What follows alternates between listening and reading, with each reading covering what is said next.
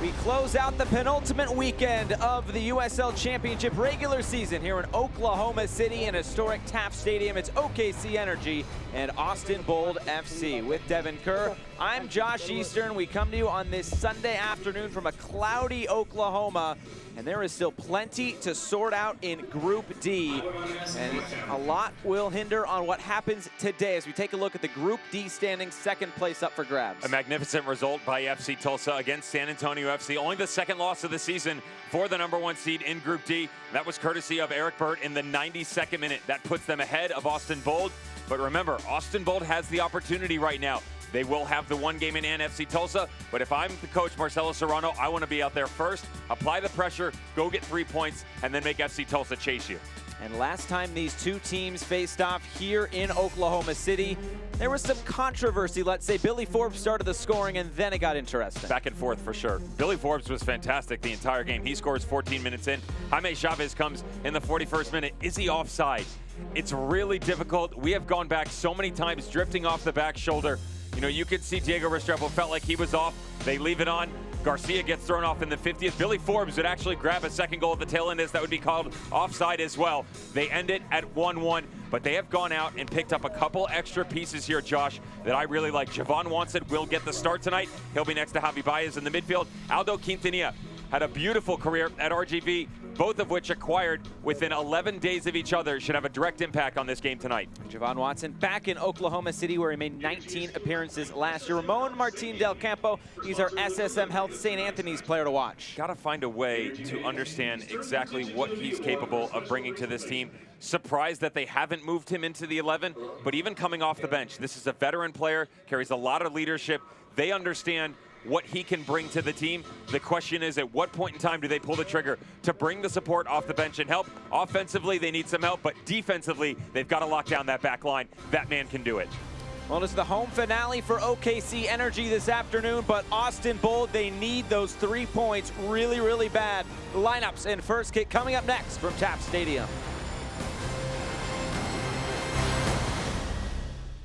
Goals are something we outline for ourselves, and oftentimes they can be pretty lofty.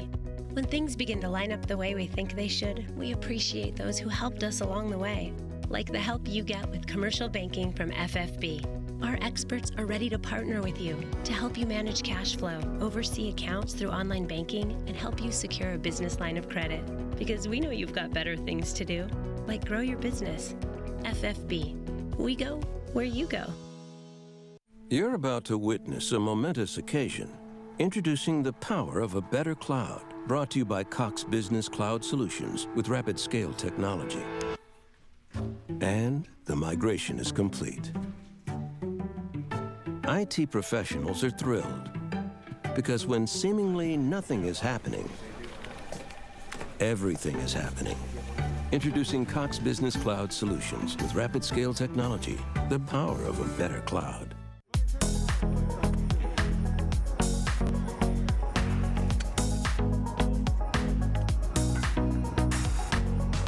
Hey coach, before you stick that shovel in the ground, you need to contact Okie 811 to ensure that you're not digging near any vital underground utility lines. If you do happen to hit an underground line, you can take out vital services such as internet, electricity, gas, or water. And then you'll have a lot of angry neighbors. Or worse, you could get injured or be stuck with costly repairs for the damages.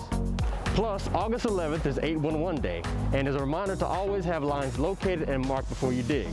It's a free service and it's very easy to do. Just go to okie811.org or dial 811 from any phone.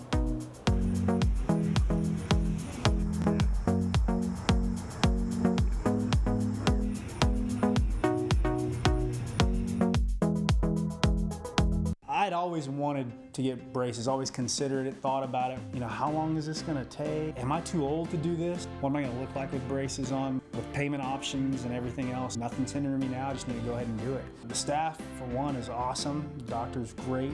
I know I had friends growing up saying, oh, it hurts. I didn't have that experience. I can't wait to see my teeth without being masked by wires, right? Hindsight, I would have done it again 100 times over. Building up to first kick from Taft Stadium, a cloudy and a bit rainy day in Oklahoma City. A big matchup between OKC Energy and Austin Bold FC.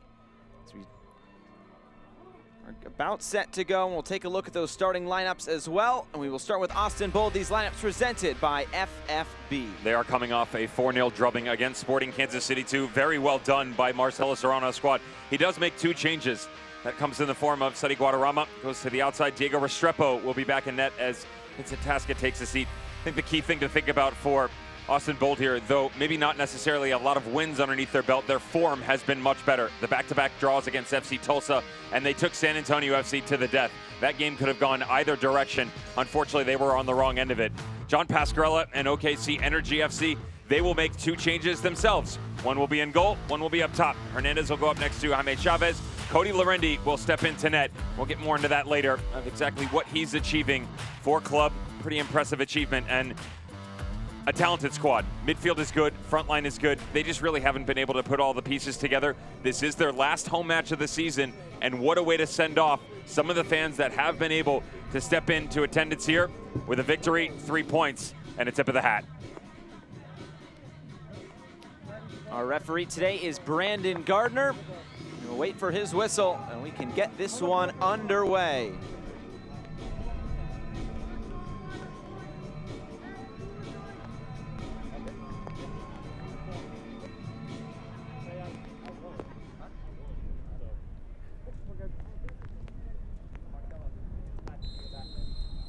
There's the whistle underway from Oklahoma City. It is Austin Bold FC in those all-white kits. OKC Energy will be in all black today. It's an important match here in Group D. Plenty on the line. FC Tulsa getting a big win yesterday, a late win against San Antonio FC, which means it's on Austin Bold to follow suit today. Last time out for Austin Bold, a 4-0 win over Sporting Kansas City 2. And last time out for OKC Energy, a 2-0 loss at San Antonio FC. So today, all to play for. As you mentioned, the last home match of the season for OKC Energy, while Austin Bold trying to avenge that last result here at Taft Stadium, that 1-1 draw we featured in the pregame.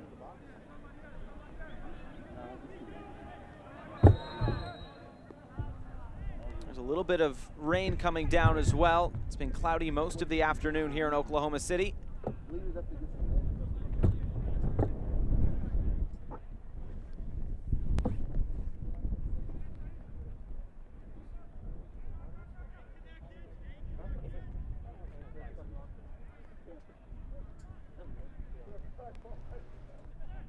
Long thrown into the corner.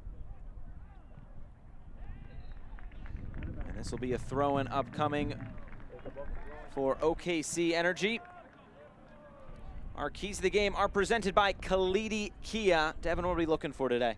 Jaime Chavez, you want to find a way to give him a little bit of help up top there in the final third. Hernandez could be the one that does step in there. And I think for Austin Bold, just need to understand exactly what they've been doing recently, continue to spread the wealth. A lot of players have been able to tick up on the nylon recently. Winning draws does not matter. You take a look at their last time out against Sporting Kansas City 2. Goals from Javi Baez, Diouf, and of course, the recent acquisition, Aldo Quintanilla. It was a totally different story the match before. Avila and Sion McFarland, and you continue to turn the page. There's just so many people involved. Garcia and Guadarrama the game before, so spread the love. Continue to get everybody involved, and that rotation, both offensively and defensively, is the reason their form is so good coming in. You can see the ponchos all around Taft Stadium today. We'll see how that affects it on this slick turf surface as well.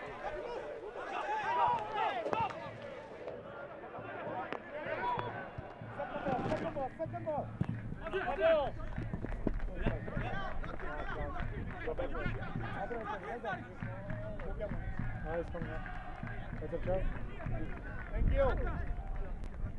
That's good, Joe.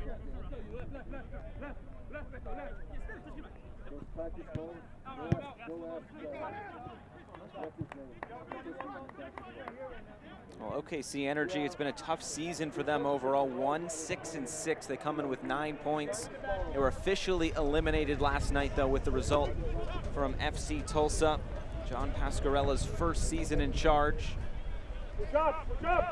yet to win at home, just 1-3-4, but they played a lot of home games early on in the season. 6 of their first 7 were at home. They've only been able to score, though, 4 goals at Taft Stadium this season. Think about that, how difficult it is. Only 2 of your remaining 9 games are at your home venue. 7 times they've had to venture away. Of course, the final 2, they will do the same. Ball deflecting around. Chavez on the volley. And just slices it wide. Had a good opportunity there at the top of the box for the number 9. This is what you want out of Jaime Chavez. Find a way to give him some early options. And even if he's not able to put one away, you have to instill confidence in this man up top. Their talisman thrives on it. He's an emotional player who, again, if he's not seeing any of a ball, he gets really frustrated. It's almost like a wide receiver in the NFL. If you don't feed him enough, head starts to go down. This one, inside 5 minutes, pretty decent opportunity. You can notice his form immediately drifting away from him off the outside of that right foot. But again, just continue to pump in balls to the number 9. Of course, coming over from Fresno last season, 30 appearances, 13 goals for Jaime Chavez, but just 3 so far in this 2020 campaign.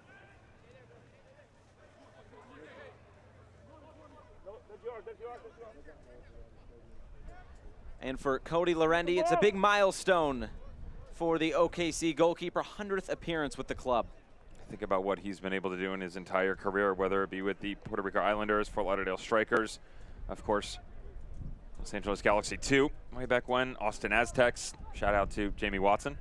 I'm sure he's listening somewhere, right? But Cody Lorendi, you know, they always say for club and country. Of course, he's got an opportunity at the national level international level, with the Puerto Rican men's national team. But all of that came from his domestic escapades, which have been with Energy FC. There's an admiration for him within this club. Spent some time out because of injury, always fighting his way back, always supported by the community. And they are beyond grateful for the service that he's put in so far.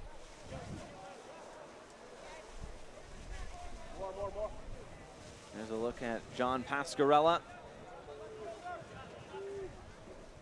in his first season, of course, with OKC Energy. There's Lorendi and Kevin Highland, who are the only OKC Energy players with over 100 appearances. Highland missing out due to injury, but he has 114 appearances as we stand today.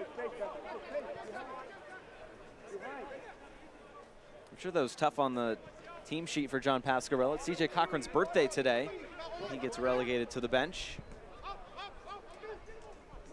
We all know our place, right? It's a great opportunity. He's a great goalkeeper. He is. Cody Lorendi, and so is CJ Cochran. They got 2 good ones. Absolutely, and you know, quality by the organization to give the nod to Cody Lorendi, of course.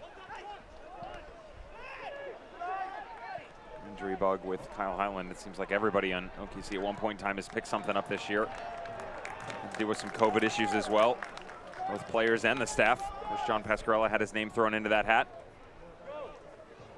Tell you what, though, I'm feeling these jerseys. Those are nice. I'm all about the black. Very, very nice. It's a corner kick upcoming for OKC Energy, presented by First Fidelity Bank. Obi Garcia to take this. Energy FC and Austin Bold FC are both united against racism. Well, both teams will come to the center circle, as we've seen in past weeks. As the USL is united against racism, we will take 1 minute and 46 seconds from the 7-minute mark to the 8-minute and 46-second mark. So take a knee and have a moment of silence.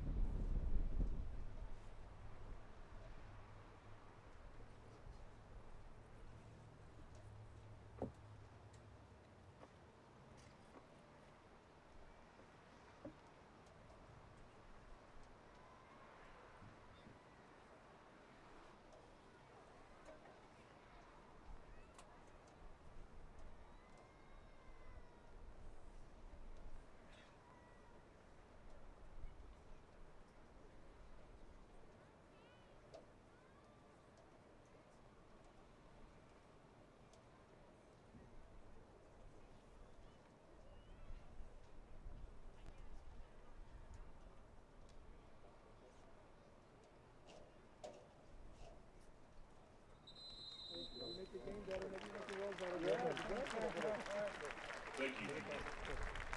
And right back to the soccer, and we should also mention the Black Players Alliance that was created about a month ago. It's an organization led by black players around the USL with the mission to empower its members, use their platforms, and impact their communities.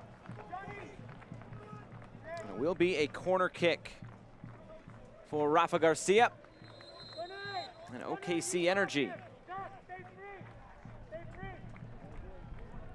A big header right there, and then it's sent out of play. Did it take a deflection on the way out? It did. Another corner kick upcoming.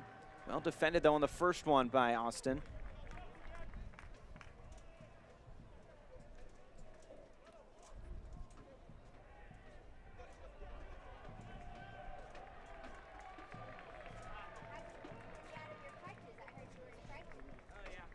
Will be Garcia again. Another outswinger. Okugo got his head to it. Jaime Chavez was lurking as well. Sonny Guadarrama looked like committing the foul here on this near touchline. It should be a free kick upcoming for OKC.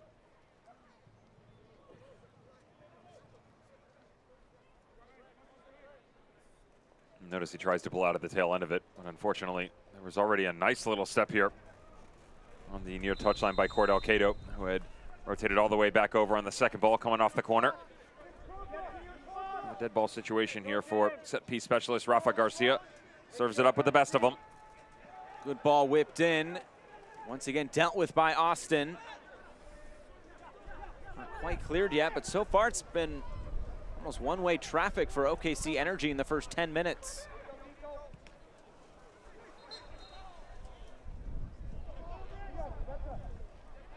And a foul will send it right back to Austin, a free kick.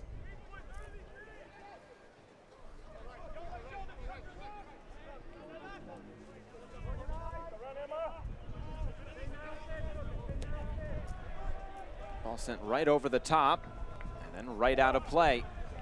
Trying to just go route one. Let's take a look at our injury report presented by SSM Health St. Anthony. As we kind of mentioned, the OKC Energy list fairly extensive. Nothing though for Austin Bold. OKC banged up. Charlie Ward, Ray Sari, Kyle Highland, all who you can make an argument would probably be in the starting 11 for Energy FC. It is something that John Pescarella has had the luxury of in terms of what they were thinking they were going to get this year. Pretty impressive depth. And the problem is that never really matriculated into any of their squads. As mentioned earlier, injuries all season long, COVID, and this team has pretty much been walking uphill the entire resumption of play in 2020. Like a lot of us could be saying that. Absolutely. Unfortunately, as you mentioned, with the Tulsa victory, that does eliminate them from playoff competition this year, but I'm sure they will come back with a vengeance in 2021. Another foul and another free kick upcoming for OKC. Try to go quick. This will be brought back.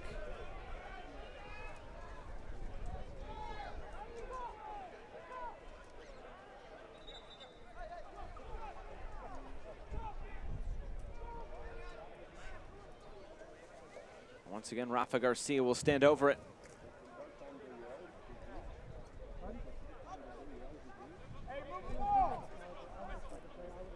Well, funny enough, the last home win for OKC Energy came on August 24th of last year, and it was against this Austin Bull side, a 4-2 win. Those were flowing that day. As they look to get into the attack again down the right side. Cross coming in, dealt with by Restrepo, and then Baez just heads it out of harm's way.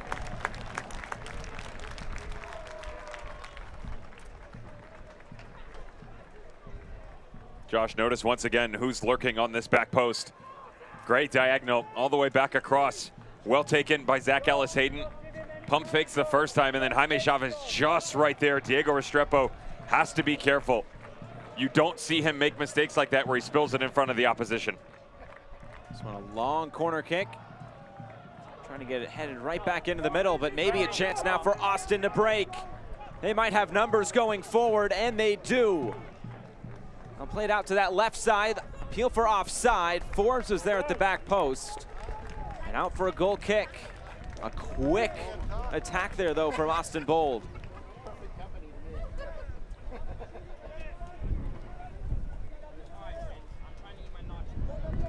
It's really been the mainstay of their attack over the past couple matches. I want to go back to their loss against San Antonio FC. The reason being is how impressive they were in transition.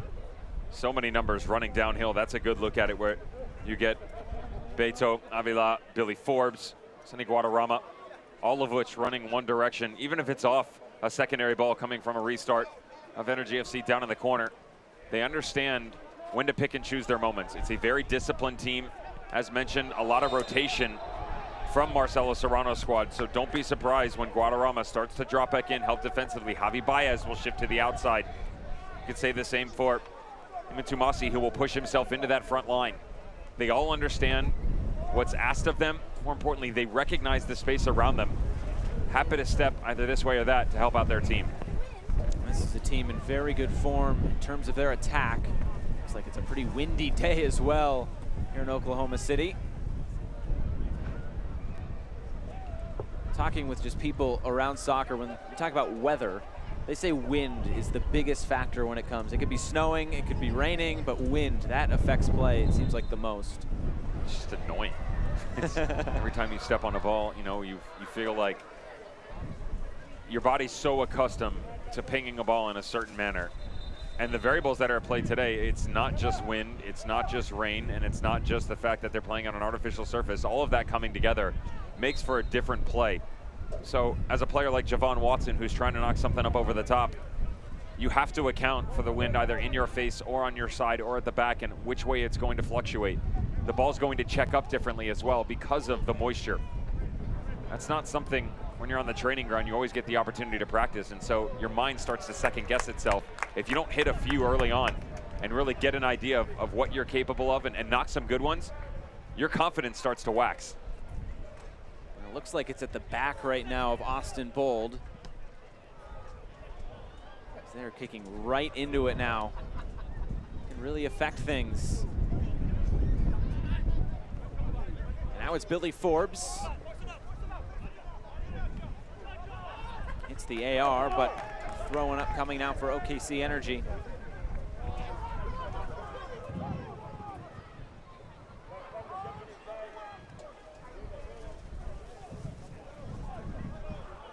The last 5 for Austin Bold hasn't necessarily been the best 5 that they played all season. Just 1-1-3.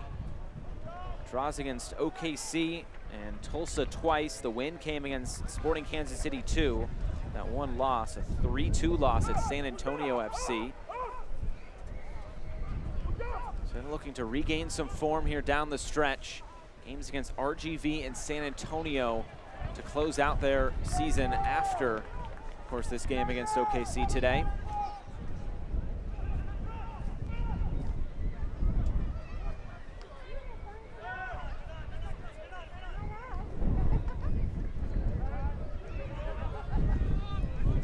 Still hear the wind howling.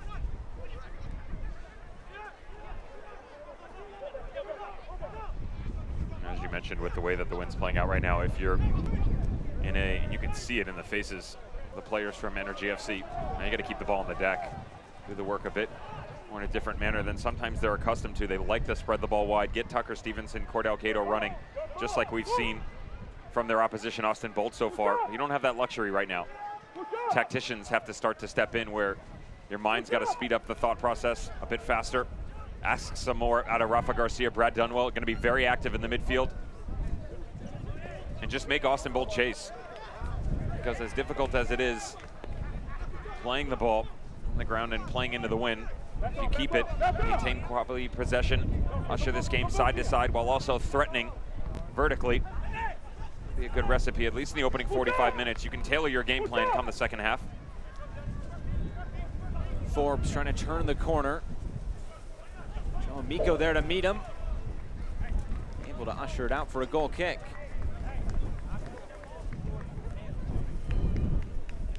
Energy FC would like to thank SSM Health St. Anthony for being the official healthcare partner and team docs for the Energy FC. SSM Health St. Anthony's support on the sidelines and in the community is unmatched. For 121 years, SSM Health St. Anthony has been ready to help and heal patients across OKC.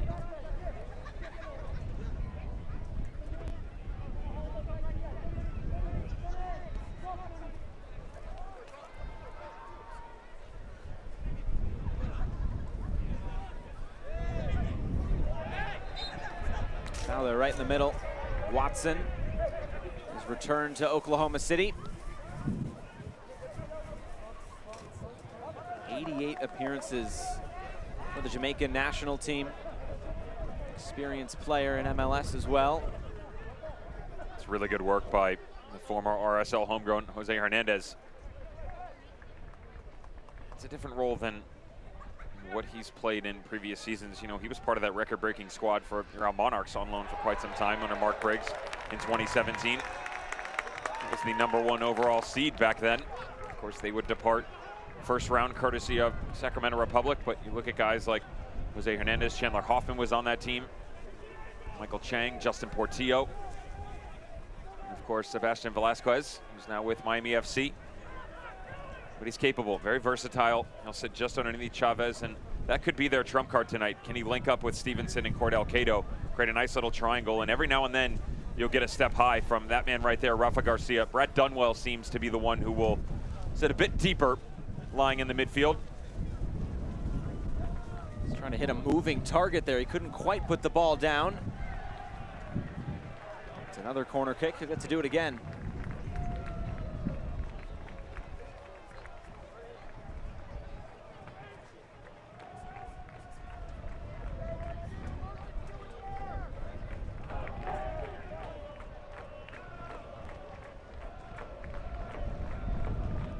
This time an outswinger from OKC's #7. Estrepo might have gotten a touch on it. Comes out for Cordell Cato. Cato, great save for Estrepo. He's going the other way. Able to plant that left foot and get back down to his right.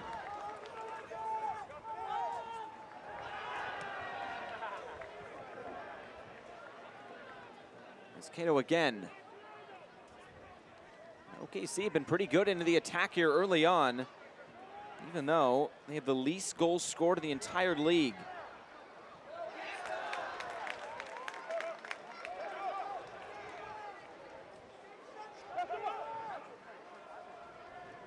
When you look at this matchup on paper, it's Austin in the top 10 of goals scored in pretty much every attacking category, and OKC, they are at the bottom, and they are last in goals, shots, and they have the worst conversion rate as well.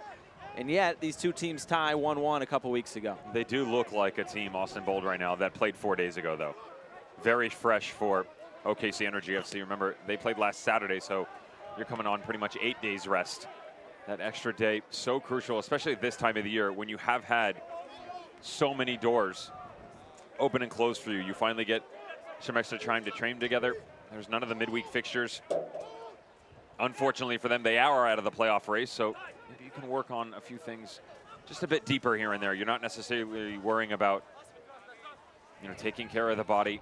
The war of attrition has reached a point for you that really the validity is no longer relevant. Austin Bold on the other side of things, they are really in the thick of it, doing battle with FC Tulsa, both on the pitches as well as in the standings. Of course, those teams draw every single time they play, so they haven't made it easy on each other. This one's headed forward. Guadarrama on the turn. Couldn't get enough power behind it. Lorendi makes his first save.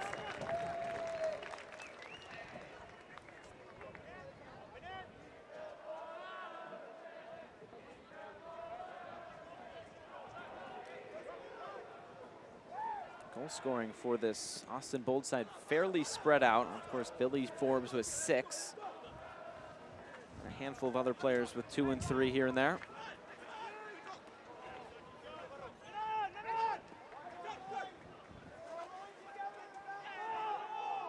Appeal for handball.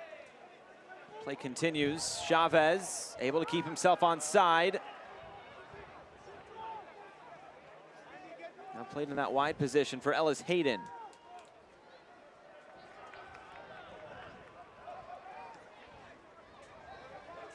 Joe Amico comes to meet it. Another long diagonal ball for Ellis Hayden. Joma defense. Cross coming in, too tall for Chavez. Stevenson will try to bring this down and keep it alive. And Baez just thumps it away for Austin.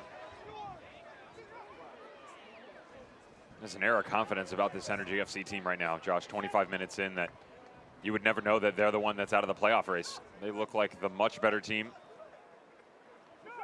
Even against the wind, putting the ball on the deck, not afraid to spray it left and right as well. They're really favoring that right side with Cordell Cato, and why not?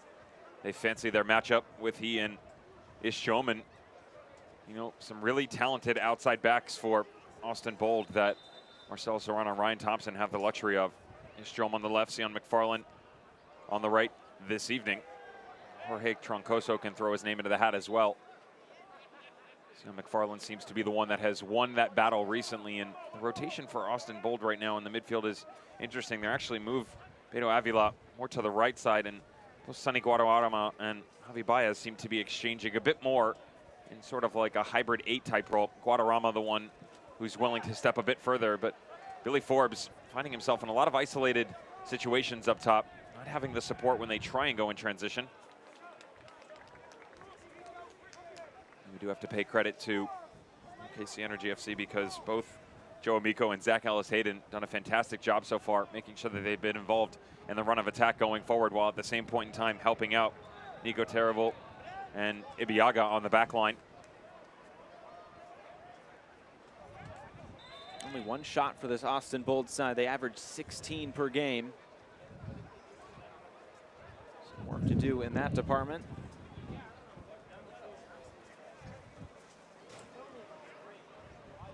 Thank you to First Fidelity Bank for being a founding partner and continued sponsor of Energy FC. First Fidelity Bank, we go where you go.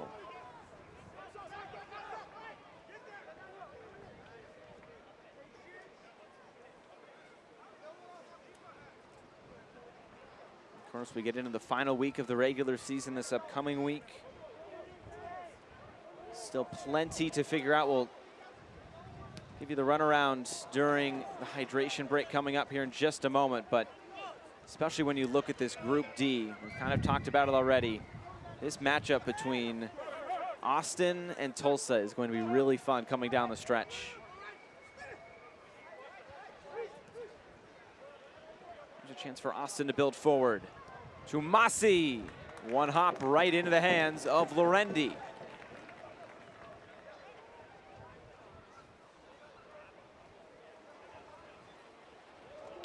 Oh, good back heel to spring Austin forward into the attack. Forbes in the middle. It's poked away by Terrible. Just hanging up there in the wind. Hernandez didn't know much about that.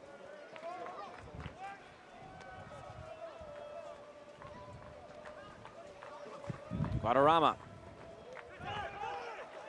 Now Stevenson as he looks upfield. Cordell Cato. Early ball across. Chavez there. The wind really affecting things on any aerial ball. There's another long diagonal one that'll go right out of play.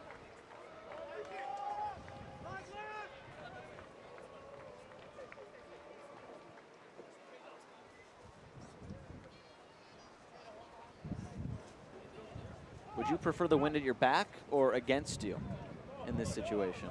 To start the match? To start the match. I was always of the belief that, you know, given the opportunity, I'll take the wind. Okay. I want to go out and set the tone, and it was a lot easier. I was very fortunate that the teams that I played on, we were pretty good up top, so, you know, defensively, I'd rather have to put in the work after we've given ourselves the luxury of a lead. I mean, you could make the argument the other way, too. It's no different, than chasing points where, you know, the argument is Energy FC, they're the better team. They're playing against the wind right now. So you could also say, listen, let's go out. Let's drop into some quality defensive shape. Let's make sure we don't give anything up. Pick and choose our moments going forward. If we nick a goal, great. If not, we'll have the wind at our backs in the second half.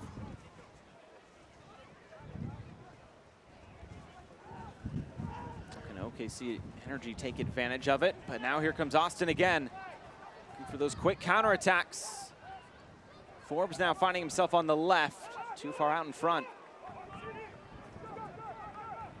I'd actually like to see them, and it's really difficult to ask because they haven't been able to get anywhere near the goal of Cody Lorendi, but pull the trigger from 30, 35 yards out. Not only will the wind help you with pace, but it's going to make it wobble a little bit and test the goalkeeper. We haven't seen that at all. Instead, they're trying to continue to build up, and I respect that, but also the wind is a luxury. Understand that it's an asset you're not going to have come 15 minutes from now.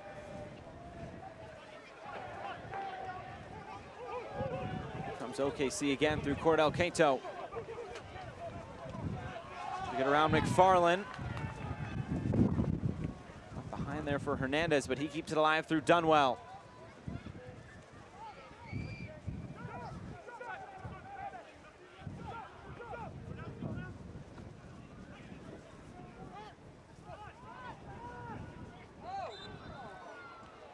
Foul on Forbes.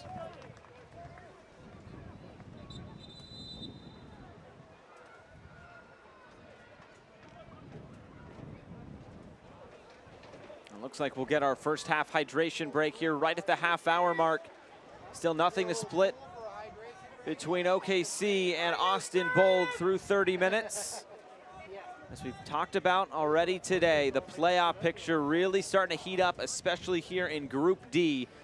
So let's give you a frame of reference here with these Group D standings. Austin Bold, FC Tulsa on 13 games played. Austin Bold, though, 1 point back. Lang Chase, it's been a flip-flop in recent weeks because of the fact that they've drawn so many games and haven't been able to garner 3 points on a regular basis. Of course, that all changed last night with the dramatic victory for FC Tulsa over San Antonio FC. So here's the key thing to think about. Right now, Austin Bold is currently playing their 14th match. FC Tulsa is going to be playing their 14th match Wednesday against OKC. So they're just a little bit behind here in the curve. The key thing to remember is that they finish their games next weekend. The difference is Austin Bold, they will take on San Antonio FC. Tulsa will take on Colorado Springs Switchbacks FC. What am I missing here? Remember, there was the game that was postponed due to COVID for Tulsa. That was the game at RGV. Basically, the way this is going to play out is if the league deems it necessary to play this match, meaning that makeup game against RGV, they're going to play it on the 6th or the 7th, the following Tuesday, Wednesday, so after next Sunday. Understand that for Tulsa, they'd play Saturday, which means they'd turn around, be on 4 or 5 days rest, and they'd have to go again.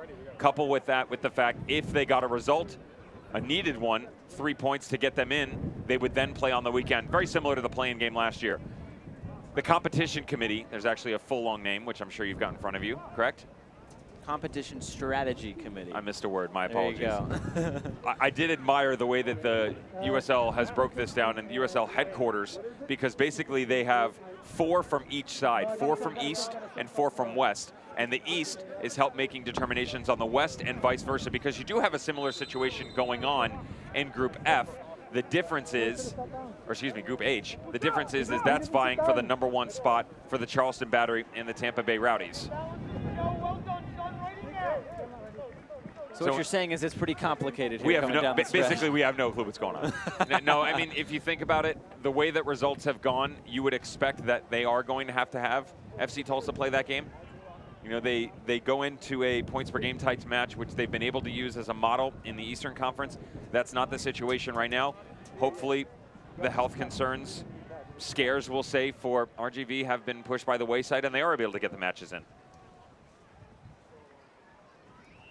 It looks like we will get the first sub of the match as Javi Baez looks like he will be forced off due to injury. Omar Sis will take his place. He'll make his 13th appearance on the season. That substitution is brought to you by Cox Connect to complete. Making changes in home internet with low-cost options. Visit cox.com/connect to compete. So the first substitution window used here by Austin Bold. Marcelo Serrano in the first half.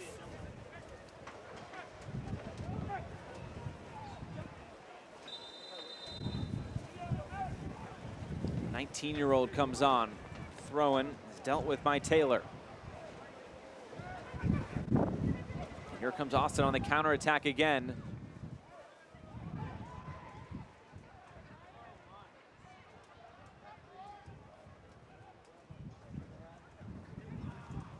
Well, losing Baez, what do you think that does to this Austin side? It's going to tweak it a little bit in the sense that the responsibility that's put on the shoulders for Omar Sis is a pretty high one. Marcelo Serrano goes after the former Mexican player from Necaxa Cruz Azul, Toluca, of course, Chivas youth player and first team back in the day.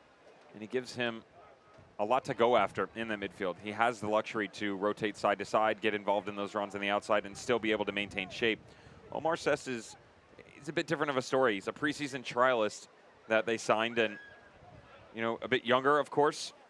This is his first season coming out of the famed Montverde Academy in northern central Florida. Just expect him to be a bit more predictable in his actions. He's not going to be as adventurous in his movements going forward. That's not to say he's not going to get forward. Just understand that the relationship that he'll carry won't be as diverse. You know, he'll do the simple things, put one foot in front of the other, and make sure that this team has the opportunity to attack in the appropriate manner when the time is given. A lot of those players from Mount Verde, there's a big pipeline, you could say, to the Orlando City Academy. Antes Dioff, who's on the bench today for Austin, also on the same place. And here comes Tumasi forward. The back heel will go right out of play. I've seen the back heel a couple of times from Austin, just haven't been able to make it count as of yet. A goal kick with 10 minutes to go until halftime.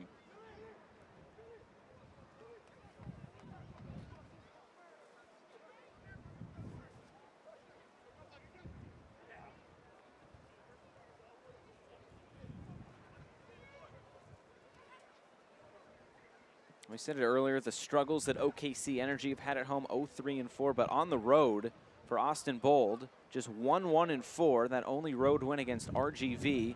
They only lost against San Antonio. The rest they've gotten a point out of, but something has to give today.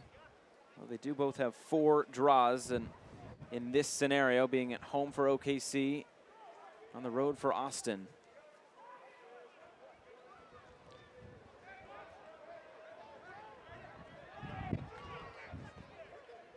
Of course, as we showed you during the hydration break, the pressure's on for this Austin side. They need to make some points happen in these next few games. And it will be difficult, especially going on the road to RGV and then San Antonio as well.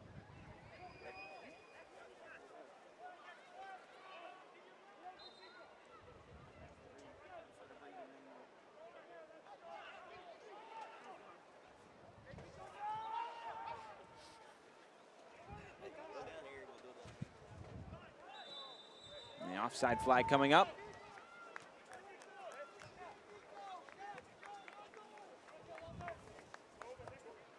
Access to technology should be attainable regardless of income level. Through Connect to Compete, Cox opens a world of opportunity for families by providing low-cost home internet. Learn more about Connect to Compete at cox.com/connect to compete.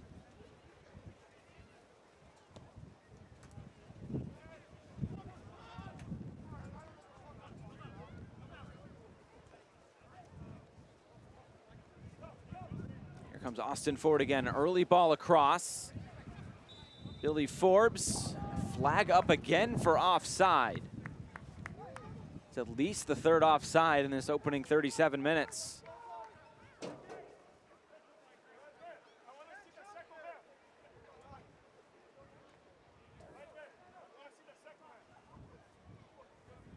Remember, offside was point of contention the last time these two teams met at Taft Stadium. The difference on that one was Billy Forbes probably was onside on that go-ahead goal at the tail end of the game, and refereeing crew saw it differently.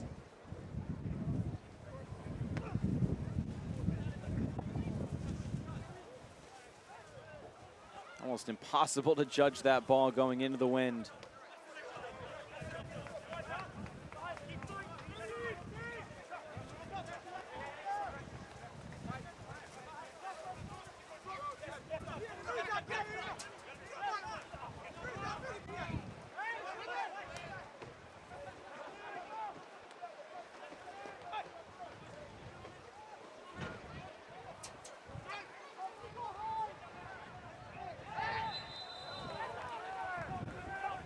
OKC will go quick.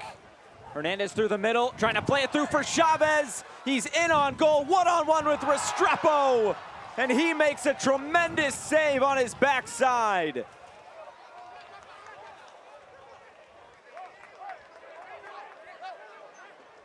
When you talk to goalkeepers and coaches around this league, there is the highest admiration for what Diego Restrepo is capable of, and this is exactly why. Fantastic ball and vision from Jose Hernandez in the middle. You expect more out of Jaime Chavez in this situation. 1v1, loads the space. He's got the goalkeeper flat-footed, little touch around him, and he can notch this thing home. Instead, it's almost right at him. Now, there's still a lot of work to be done for Diego Restrepo, but the netminder definitely up to the task. And back the other way, a free kick just outside the area. Coming up for Austin Bold.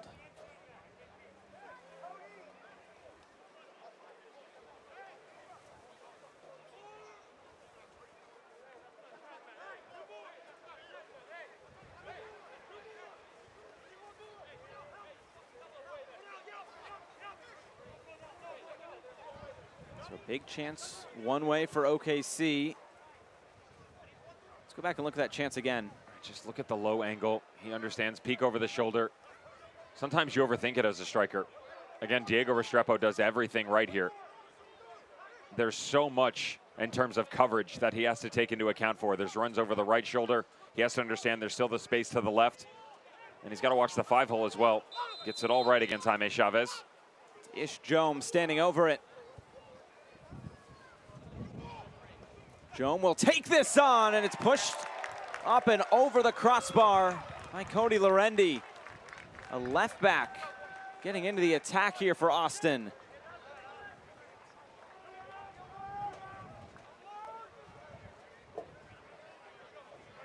His goal-scoring defenders. He has 2 goals this season to go along with 2 assists. He scored 4 times last season while he assisted 7 times.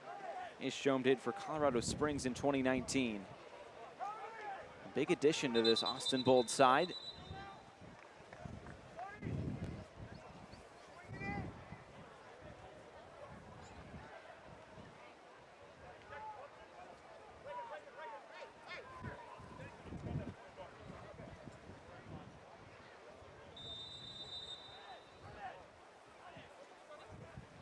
Trying to get the ball to stay in one spot. Very tricky proposition.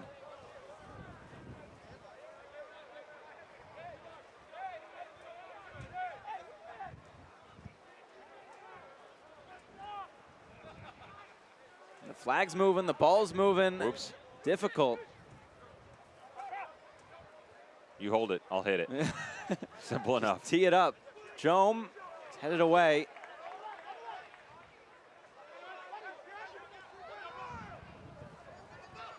Going down in the box, referee points to the spot.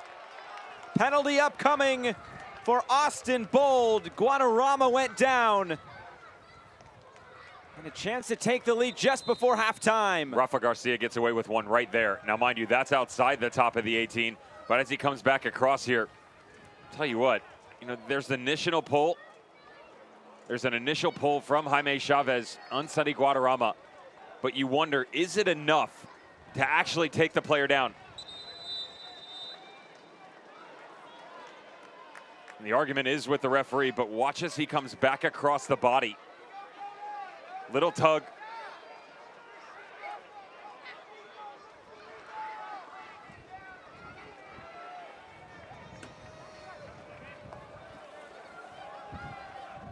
And now a chance to take the lead as the ball the ball is just moving away. It's trying to make its way back in on the net all on its own. Guadarrama drew the penalty, and he'll take it as well if he can get the ball to stay on the spot. Have you ever hit a ball that somebody had to hold for you? No. Well, then we might be here a while.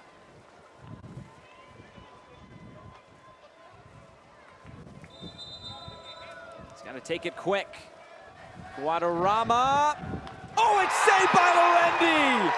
And a fist bump as well. What a save on his 100th appearance.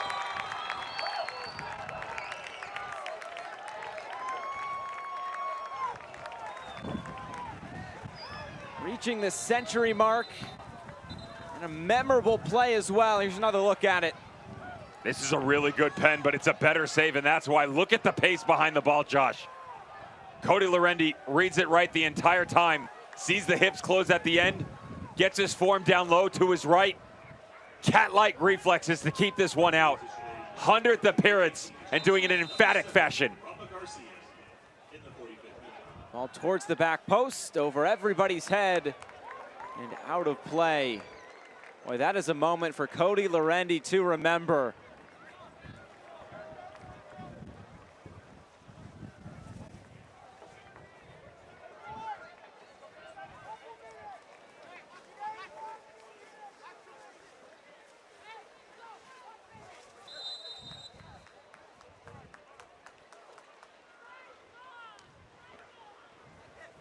Lorendi puts this back in play, and look at the ball moving all the way back. As we get into 5 minutes of additional time. The fourth official almost going over there with the board. 5 minutes of added time in the first half. That I've never seen.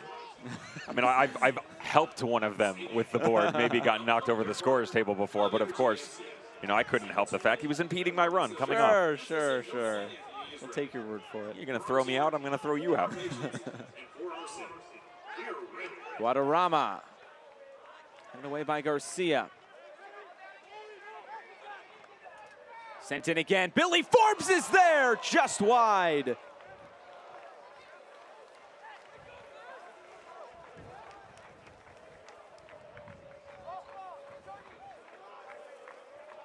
Just a quick little redirect. It's one of the few times they've actually used this win to their advantage. All you need to do, drop it back into the danger area, puts it right exactly where you want it if you're Billy Forbes.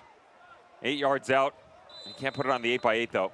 Think about how many chances they've had in the past 5 minutes. Is Joan from the set piece opportunity, the pen.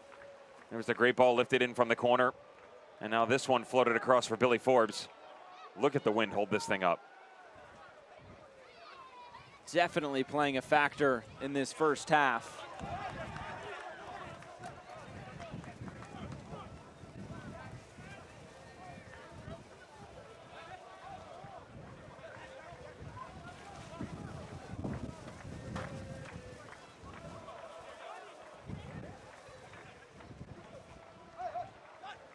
Rowan stays in play. Chavez has Cato in the middle. Knocked down by Taylor. Now Watson. They've lost their stranglehold on this game. That was good play in the middle. More impressively, they were using the outside so appropriately. Cordell Cato, Tucker Stevenson, more of a supporting type role, but they were finding a way to get Hernandez and Jaime Chavez all going in one direction. The script has really been flipped here with about the last 15 minutes of play, we'll say. Austin Bold starting to build themselves into the match. The problem is they're going to have to fight an uphill battle against the wind here in the second half. That didn't stop Energy FC for the opening 25 minutes. I guess you could really say the change was coming out of that water break. Yeah. You know, good conversation with your manager sometimes is all you really need. I made reference to this in previous games with you, Josh, where I think people are quick to go. They're professional. They know it all. Absolutely not. At every level in every sport, quality direction coming from your coaching staff on the sideline is such a necessity that is probably an understated value that the general public doesn't recognize. This one's headed straight out by Amico. Austin will try to go quick on this corner.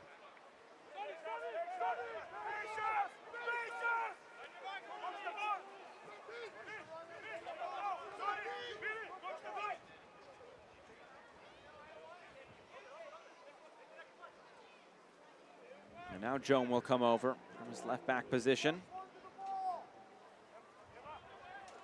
And the AR putting the corner flag right back where it's supposed to be.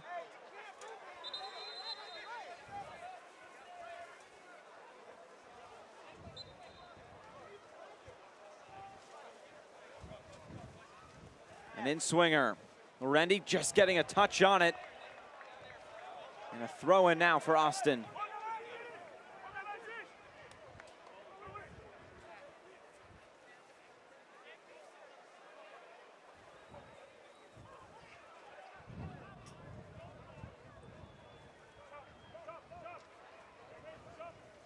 Looks like a long throw in coming now.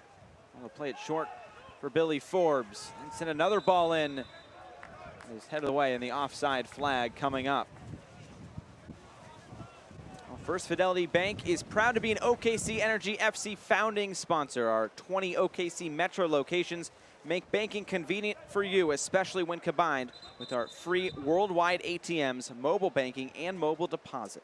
First Fidelity Bank, we go where you go. Visit www.ffb.com today.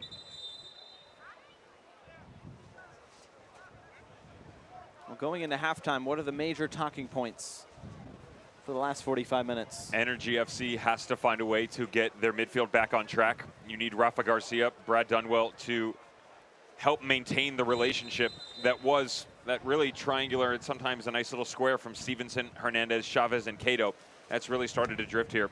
For Austin Bold, surprisingly, to be honest, the departure of Javi Baez and, of course, the quick little chat at the water break has given them better direction. They've almost simplified their efforts where you don't have as much rotation, but they're starting to create more. That's going to be a good look for them come the second half. But again, can they do it against the wind?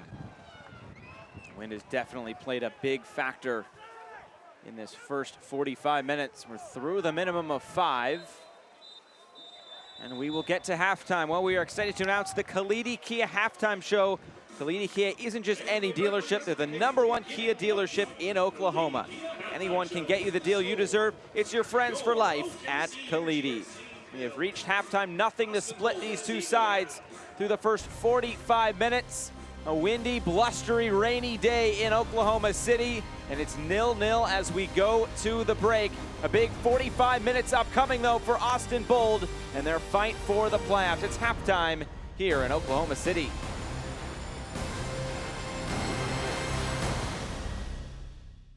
Success is achieved through hard work, and many business owners work tirelessly for years to realize the dream of franchising their business. FFB partners with companies of all sizes every day and offers an extensive variety of treasury services. FFB will outline a plan just for you, help you streamline cash flow, and monitor your business transactions. Because we know you've got better things to do, like grow your business. FFB, we go where you go. At OG&E, the energy we deliver is more than electrical. We energize your home and your budget by providing the power you need day and night at the lowest rates in the nation, all the while striving to offer you innovative ways to bring your costs down even further, from consistently investing in our infrastructure to weatherizing thousands of homes. Because at OG&E, we do more than energize a power grid. At OG&E, we energize life. Come see how at ogetogether.com. As a private contractor, I didn't realize contacting OKC 811 before digging was my responsibility. I know there are utility lines buried everywhere, and I understand that damaging these lines could be costly or have potentially devastating consequences. From small digging, even with a shovel, to bigger jobs, the contractor must contact OKC 811 and wait the required time for those lines to be marked before starting the work. For every job, big or small, start your project with one call and simply dial 811. Welcome back. Energy with a 2-0 advantage. The 6th minute of action. Now, it would be a great time to announce the new healthcare partner of the OKC Energy. It's SSM Health St. Anthony. SSM Health St. Anthony. SSM Health St. Anthony. St. Anthony. It's the Khalidi Kia halftime show, 0-0 between OKC Energy and Austin Bold here from Taft Stadium. A windy day, but plenty's been going on around the USL Championship. Let's see what Devin's serving up on the dish. Here we go, the dish. Kitchen's open. Took 50 minutes to get it going for St. Louis FC, but on the road, Russell Cicerone, 1-0. Everything in Group E really heating up down the stretch, but here's the problem. Yellow for Sam Fink, a second one in the 61st. They spend the final 29 minutes at 10 men. And then the 11 start to battle back. He's only scored twice this season. He's done it both at home. He's done it both times against St. Louis FC. Neville Hackshaw equalizes. Todd Wharton, red card. 9 men for the final 15 minutes of the game. They salvage a point. Indy 11 off on the weekend. St. Louis FC doing battle against Louisville City. It's not a must-win, but it's pretty darn close. Charlotte Independence chasing down Birmingham Legion. This is one of their games in hand. Hosting Miami FC. Watch this. Eto'o Brute? Oh, did I get that quote wrong? No. It's 8-2, I know, but look at Junior Eto'o. Rocket from distance, Mark Pays. What a save. Down to the bottom corner, back and to the right instead of back and to the left, like this one. Couple chances going either way for each squad. You cannot strike this any truer. Valentin Sabella unloads coming off the secondary ball off the corner. Kiss of death from the woodwork. Mark Pays was fantastic all night long. Let's go to Group F. Hartford Athletic hosting Philadelphia Union 2. Hartford Athletic is in the driver's seat coming into this game, controlling their own destiny given the fact that they can get wins when they're supposed to and maybe pick off a point against Pittsburgh. Sam, strong on the near post. 1-0 Hartford Athletic. Turn the page.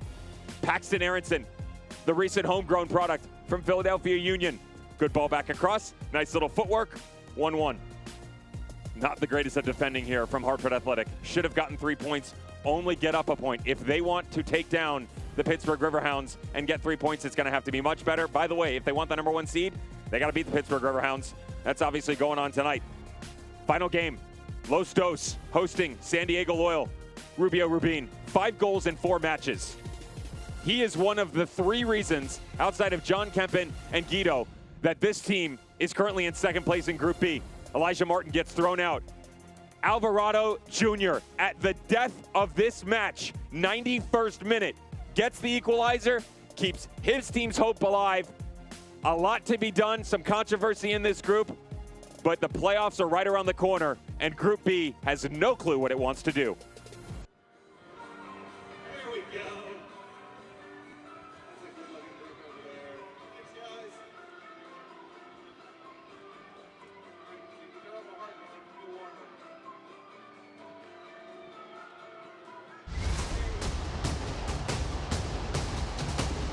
What a beauty! It's fantastic! Sensational! Fantastic! Any way you slice it. This one he puts away, fires and scores. What an unbelievable strike. Oh, what a goal! There's the shot, it scores! Attacking, shooting, and scoring! Oakland. The town. A world-class city where it's not just about where you're going, But it's also where you come from. see here, There's always room at the top. where sky's the limit. But roots help keep you grounded. And this is town business. If you know, you know. Some might say it's rough around the edges. But we all know that the flavors are in the margins. It's a family affair out here. It's all eyes on we. Hold it down for the people holding you up. These things matter to us. It is Let's Go Oakland over and over and over again, where East Oakland and West Oakland meet. Show the town love. And the town will love you back. Oakland, forever.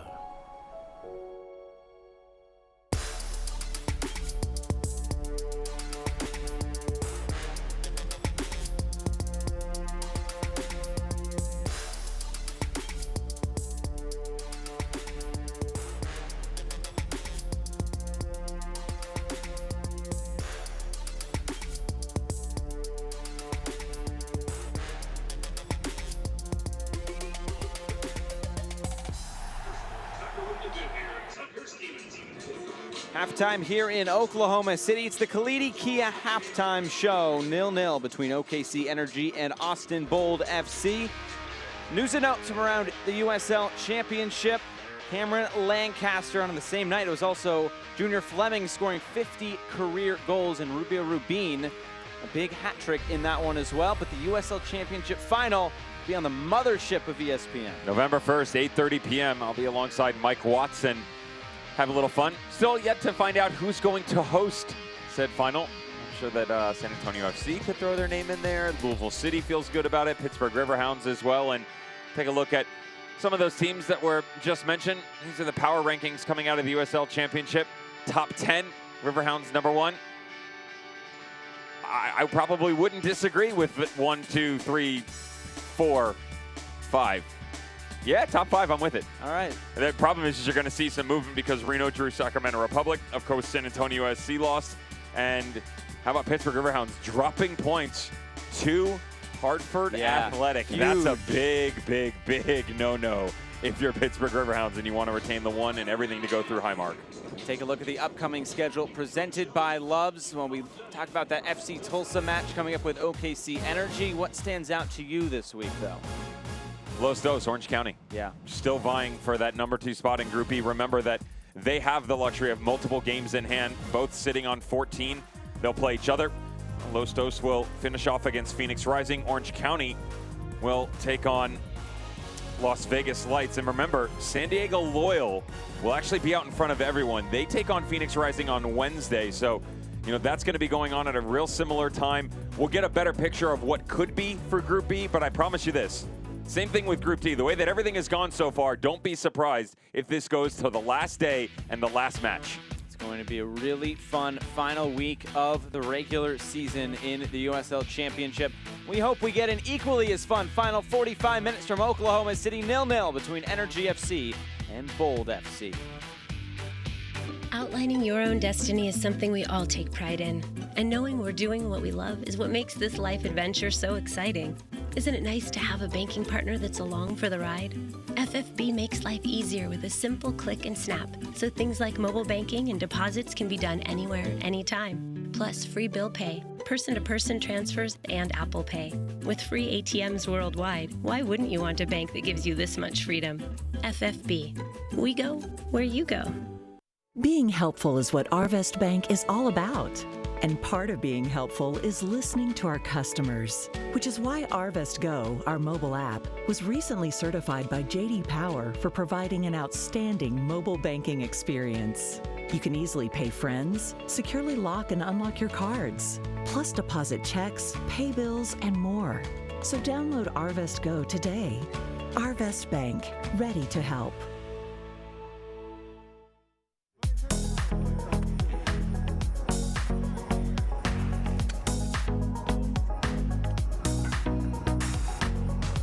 Hey coach, before you stick that shovel in the ground, you need to contact Okie 811 to ensure that you're not digging near any vital underground utility lines.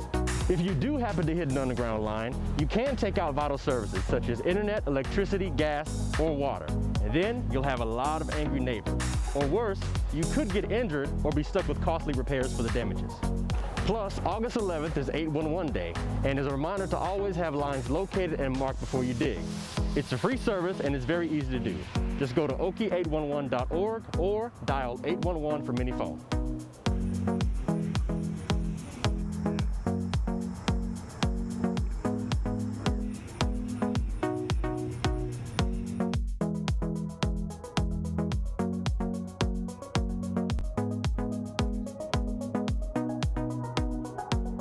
I'd always wanted to get braces, always considered it, thought about it. You know, how long is this gonna take? Am I too old to do this? What am I gonna look like with braces on? With payment options and everything else, nothing's hindering me now, I just need to go ahead and do it. The staff, for one, is awesome. The doctor's great. I know I had friends growing up saying, oh, it hurts. I didn't have that experience. I can't wait to see my teeth without being masked by wires, right? Hindsight, I would have done it again 100 times over.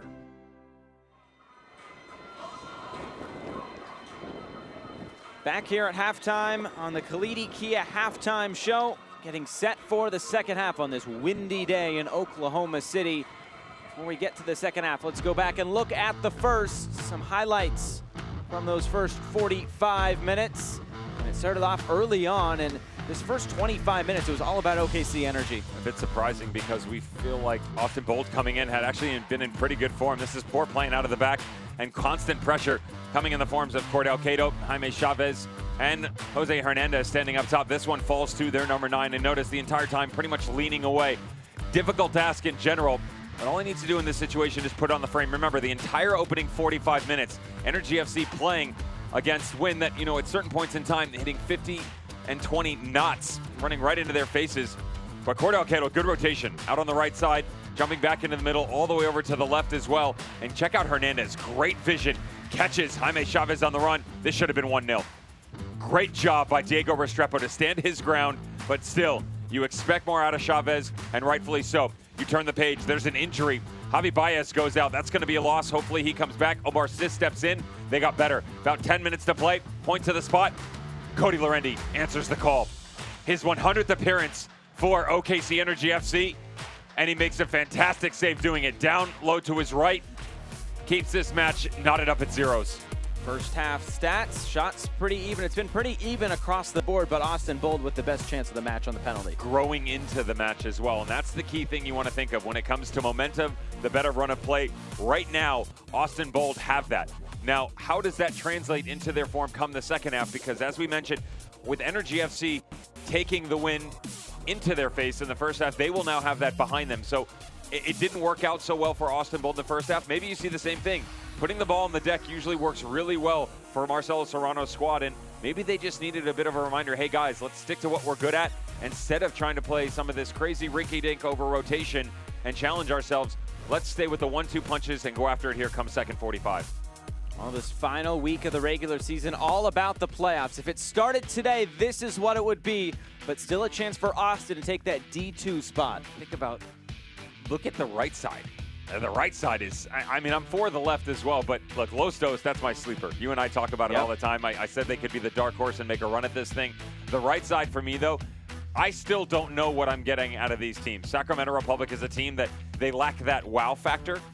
You know, there's an it factor to some of these great teams, and you see that out of Reno. Phoenix Rising, of course, have their front three. San Antonio FC lacking some vision in the midfield.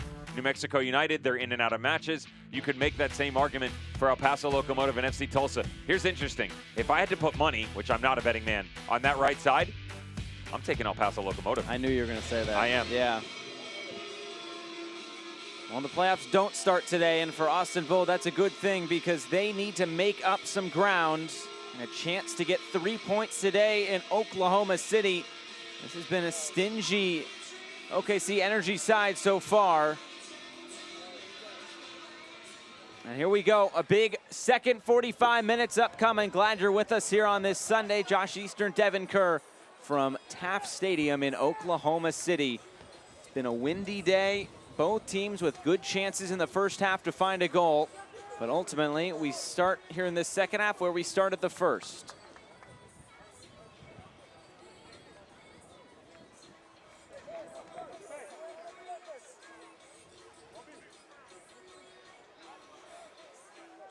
An early goal kick for Diego Restrepo to test out that wind.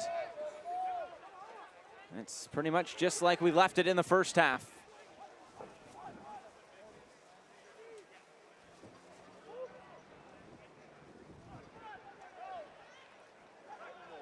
Here comes OKC again. They'll start with some possession.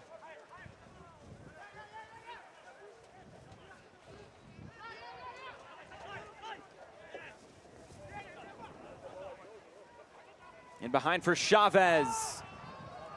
His cross goes right in the arms of Restrepo, and a player down for Austin Bold as this ball is just put straight out of play.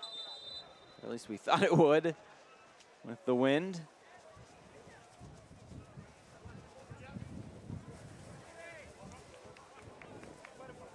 Possibility of Marcelo Serrano having to go to his bench once again. As mentioned, 34th minute of this match. One of their mainstays for the squad. Javi Baez had to take a seat. Omar Sis came in. And now just coming out of the dressing room here. You wonder, is he going to have to go down the bench again, grab some of the subs, have the boys warm up? Get to the challenge down in the corner and just falls a bit awkwardly on it, right? The trainer out. Looks like they're working on that left arm. Just another look at it. Just tweaks it, falls awkwardly. Jermaine Taylor coming back across. Watch right here when he goes down. Arm gets caught up underneath him. You know, no harm, no foul by Jaime Chavez. Trying to cut back across the back shoulder of the striker from Energy FC. Doesn't tangle up at all. It's actually quite clean. The turf just catches his arm up a little bit.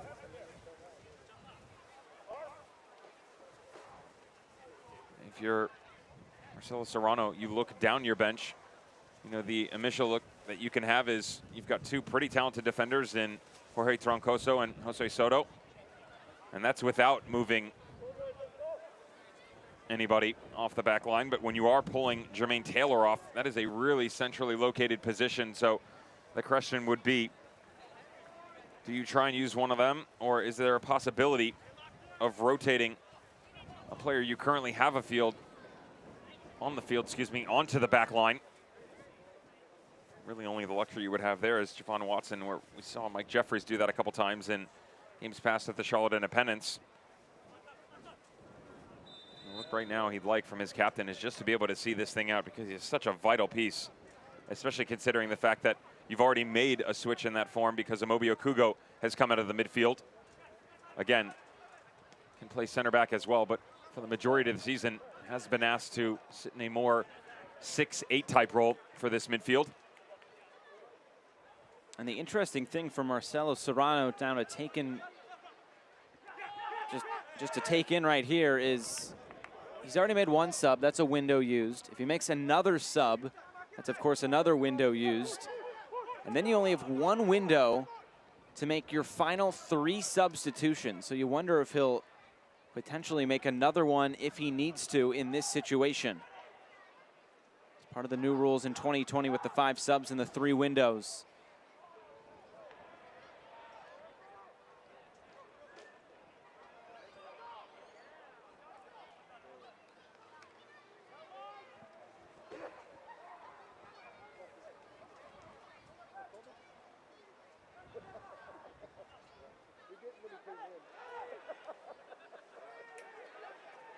And it looks like there is number 4, Jermaine Taylor, back on the field.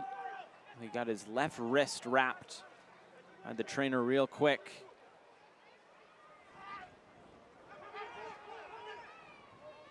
Now here's Cato for Ellis Hayden.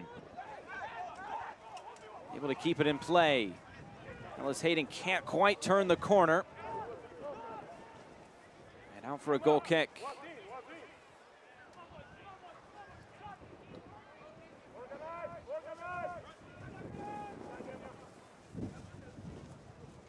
There is Taylor, big part of this back line. 13 starts this season, today being his 14th. Over 100 caps for the Jamaican national team, the 7th most in Jamaican national team history.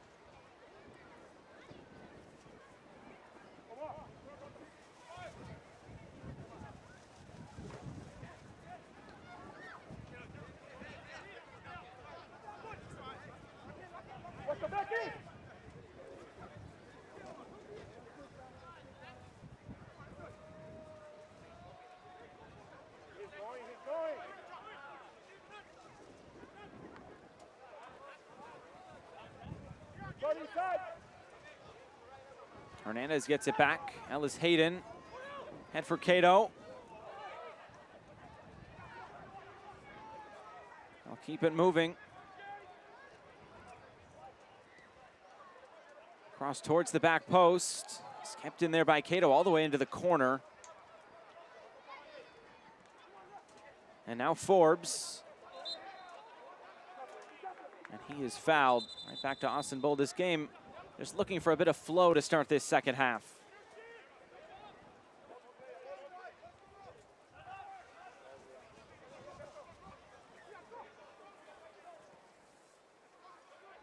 Trying to go up over the top again. Forbes didn't know where the ball was.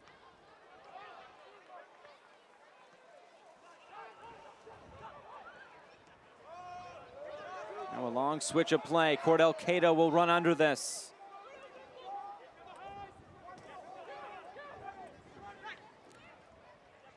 Still Cato.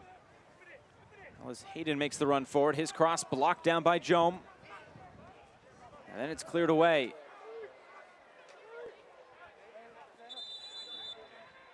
And his Jome went down after this. He took this one right off the face after Zach Ellis Hayden tries to ping this one into the box. Immediately goes to ground. A lot of force behind this. Good rotation on the right. Watch as he hits this. Going to turn his face. Just comes right off that left cheekbone area. That'll leave a mark.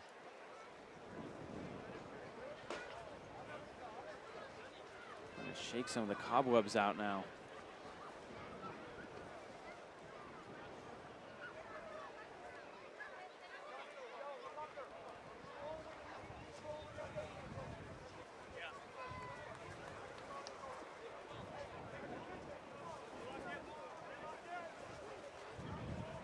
Make sure he's not bleeding as he gets back onto his feet and walks off.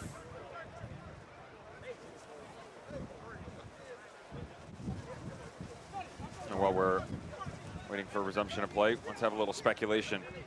You and I have had the opportunity to see a lot of these teams in action, and you have a idea in your mind who's able to jump into this number 2 spot, whether it be Tulsa or Austin Bold? It's a tough one, of course. I mean, both these teams are in good positions. If I had to give the upper hand, though, I feel like I'd give it to Tulsa, just because of how things could play out down the stretch. Both of them play RGV, but Austin having to play San Antonio, that could be tough. Although, as you mentioned before the game, San Antonio, they could have everything possibly wrapped up on the last day of the season. They may not need to play all their top players. Yeah, you could easily rest 3-4 of them and, you know, give them a full week off, if not more. We're looking at 10 to 14 days possibly. Be a long break. Here comes OKC forward. Rafa Garcia trying to tee this one up. Took a big deflection. And another player down. That's Javon Watson. Two former teammates having a laugh about it.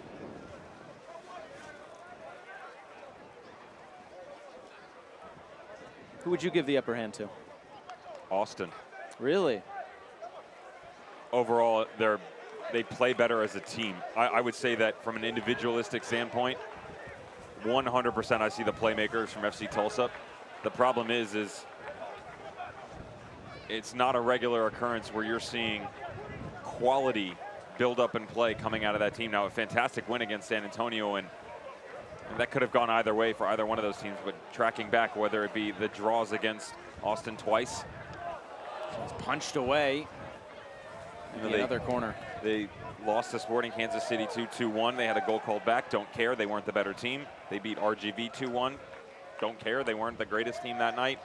At no point in time when I watch them play am I thinking, wow, this team, you know, is much better than what I see out of Austin. Now, mind you, that's all good and grand. You still have to get results. Yep. So it could easily end up being in favor of FC Tulsa, just in terms of the eye test, if you will. Overall play from what I've seen from both squads, there's a better shape and there's more character from what I've seen out of Austin Bold compared to FC Tulsa. This one's headed away, but getting 3 points, that factors in very greatly to Austin's chances of making the playoffs. About 35 minutes to find that goal.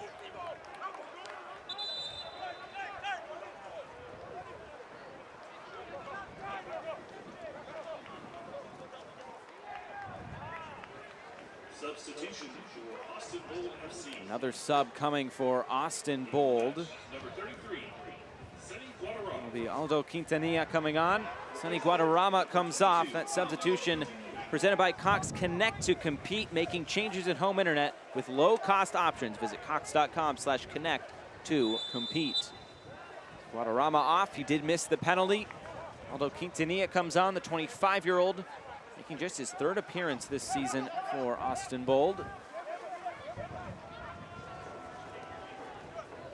Dejected look there from Sonny Guadarrama.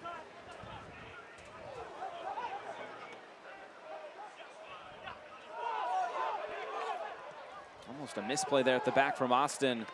And OKC giving this Austin Bold side something to think about here in this second half. They came out pretty much like they started the first half as well.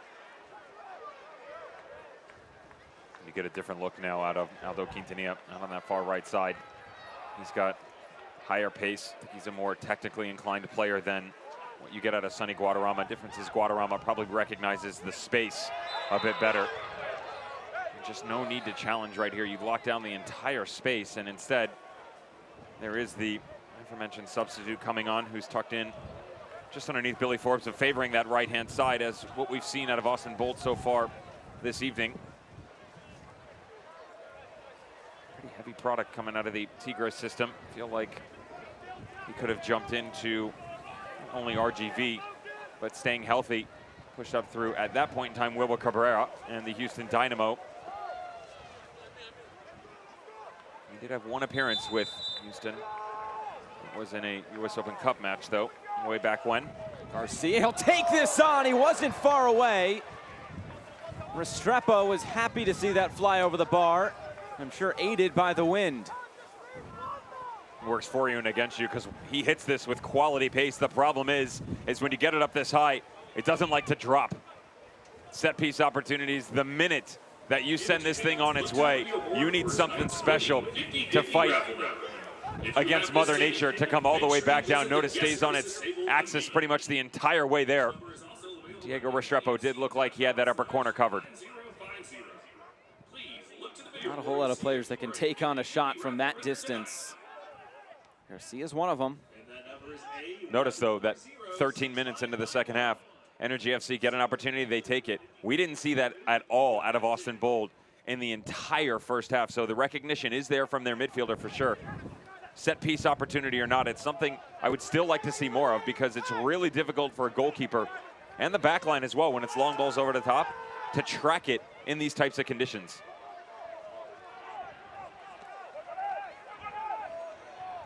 That ball just hanging up there again. Possession well in favor of OKC as well. Still looking for that first home win in 2020 in their home finale today.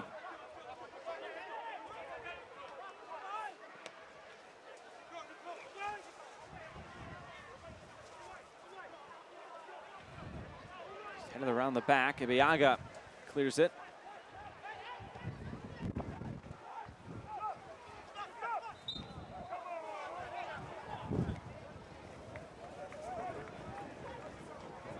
Energy fans, be sure to participate in your True Sky Credit Union Man of the Match voting following the final whistle. Find the poll on Energy FC Twitter and vote for your True Sky Credit Union Man of the Match. True Sky Credit Union, where you truly belong.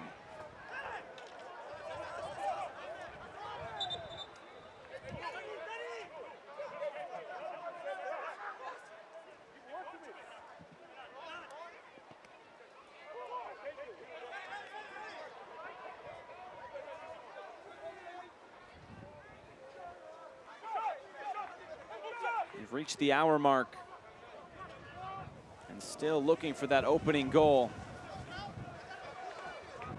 I mentioned OKC Energy. They're at the bottom of almost every attacking category. Austin Bold, pretty much in the top 10 of every attacking category, but if you look at the match so far today, it really isn't how it's gone. A free kick now for Austin Bold. This will be a difficult one for Ishjom with the amount that this is going to sit up. And as he hits this, he's got to understand there's got to be a bit more pace behind it. And also, don't feel like you have to keep it away from the goalkeeper. The elements will help you with that. So you can bring it a bit closer in proximity if you elect to knock this in one time. Play short as well. But you can bring it much closer to Cody Laurentides as it'll bend its way back in on its own. Sis, he sent it in. Forbes got down for the header, and Ellis Hayden is fouled.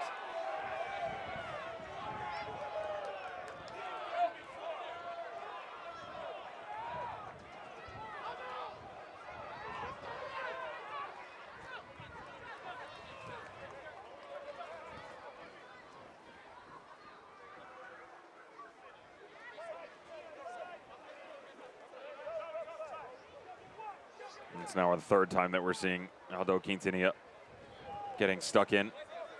He's probably used up his grace period, to be fair. Substitute just coming on. Failure to make an impact overall yet, but only a couple minutes in. Got to find a way to acclimatize to his environment.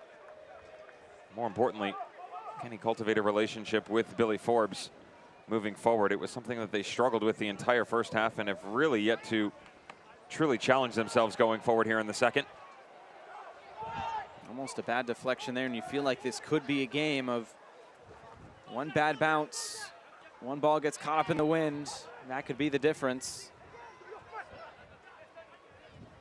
Could Austin look back at that penalty just before halftime, saved by Cody Laurentides? Be a big moment not only in this game, but in their season.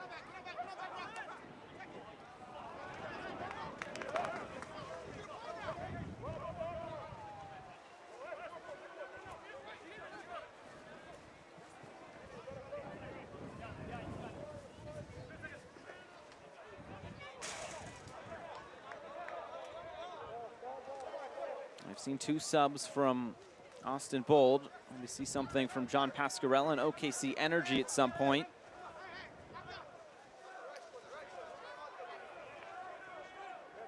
Talked about Ramon Martin del Campo coming into the match in the pregame. And the overall idea there is just to make sure that they've kept themselves pretty stout defensively, but no complaints so far. Nico Taravel and Viaga have done a really good job. He is a pretty heavy presence from set piece opportunities, and given the fact they have the wind at their back, it's something to think about down the stretch if they want to try and go after it. The problem is he is out and out at center back. You're getting that pretty much out of all 3 of them, so not a change that you would expect to necessarily see out of John Pascarella coming down this stretch. More so in the likes of Arun Vasilovic or Jonathan Brown. Kodai Ida some quality pace to try and really go after Austin Bold here. And the pace really lackluster here in the second half so far from both squads.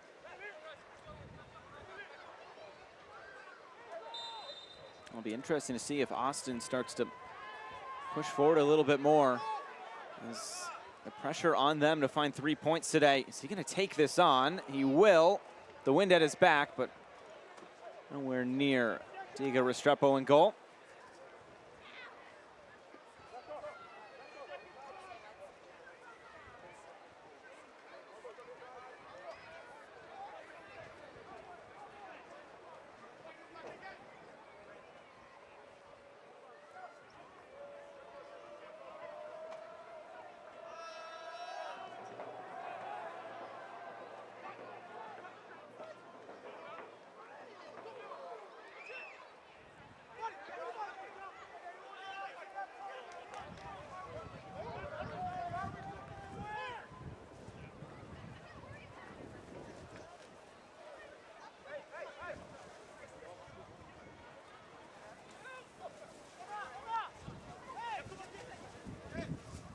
See, I'm going after Arun Vasilovic right now. I would probably pull Brad Dunwell off, keep Rafa Garcia on, and allow Vasilovic to become a more attack-minded player in that midfield duo right now.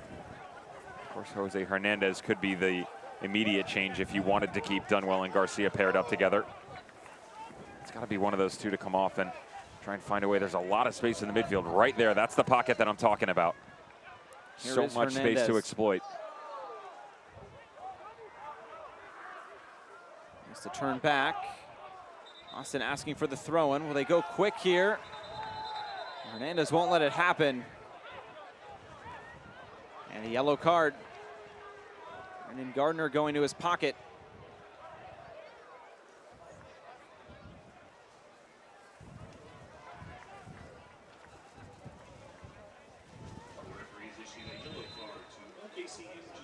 In a way, that was a professional foul. Just the ball wasn't in play.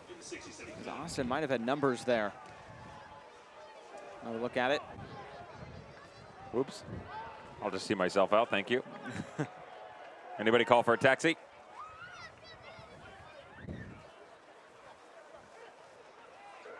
Omar Sis wins it back in the midfield. Quintanilla on the right side. Joe Amico there in defense. Another throw in here for Austin.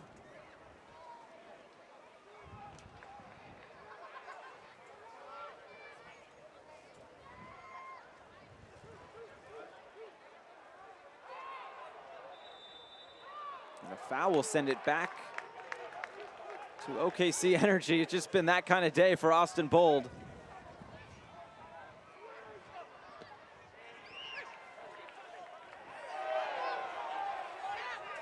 Now Cordell Cato. Ellis Hayden out wide right. Chavez in the middle. He'll let it go. Puts it back for Hernandez. Can he tee this up? Shot is blocked.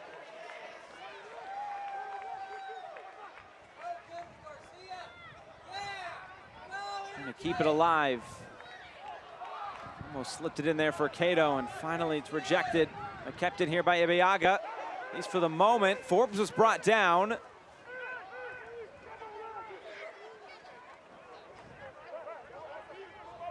little sloppy right now.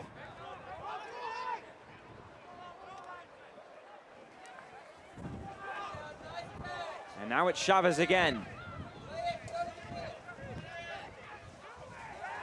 Contact in the middle of the box. The referee just waves it away.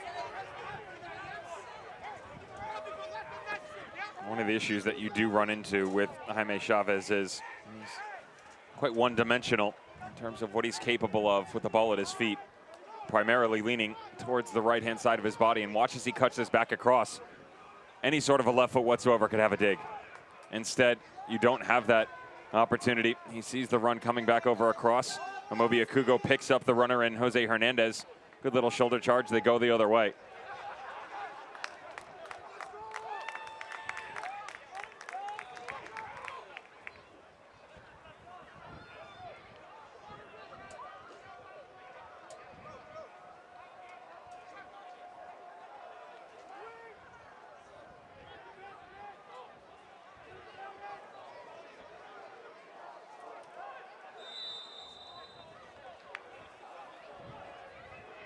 A foul will send it right back to Austin Bold. Well, safe digging is no accident. Simply dial 811 to get utility lines in your yard marked so you can avoid potential injury and expense. It's a free service, so just do it. Energy FC would like to thank Oki 811 for being a sponsor of Energy FC. The real party's behind the goal, huh, Devin? Think they'd let us in? I don't know. I don't know if that's my crowd. It might be your crowd, though. I'm not exactly sure my wife would let me social distance with them. That would probably end up in a long night and, yeah, just a long night. Okay. Maybe on the couch for a while.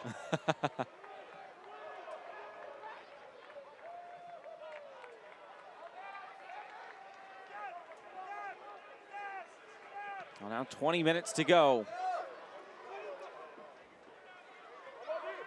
In a second half that hasn't produced a whole lot in terms of shots.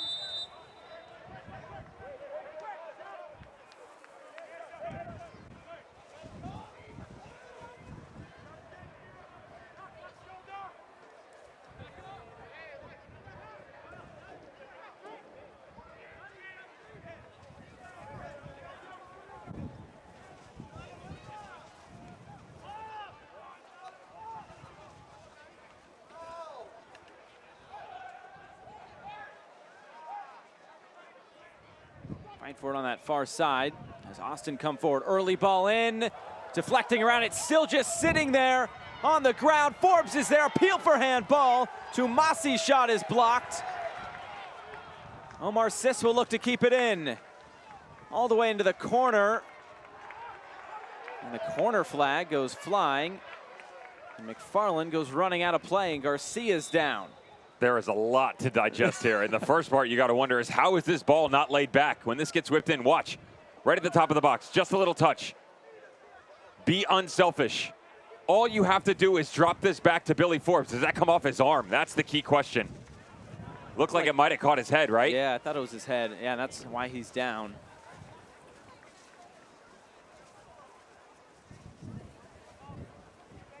Why though? Billy Forbes, his left foot sitting right there, 4 yards away from you. All you need is a tiny touch in the negative direction. He puts his laces on it, and your team's out in front. Another look at it. It was Quintanilla. Here's, we'll see if it hit, oh yeah, right off his face. Kind of like we saw with Jome. Interestingly enough, Quintanilla is actually yelling from Billy Forbes, and the argument's got to come to Quintanilla. He's the one who's got to do the work here.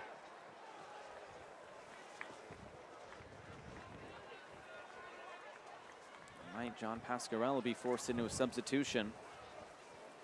It'd be his first if he is forced to do so.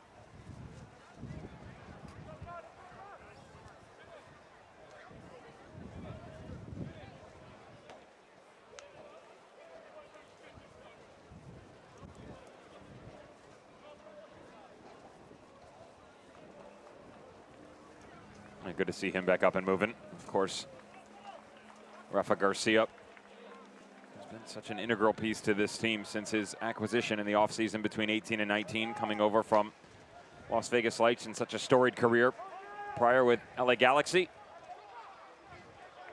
Gives this team a lot of different looks based upon what's being asked of him. Can be that bulldog in midfield to go in the tackles and play as your outlying number 6. And of course, more than capable getting involved in the run of play going forward. The problem is the link-up play has been lacking in the midfield for Energy FC tonight. There's Garcia coming back on.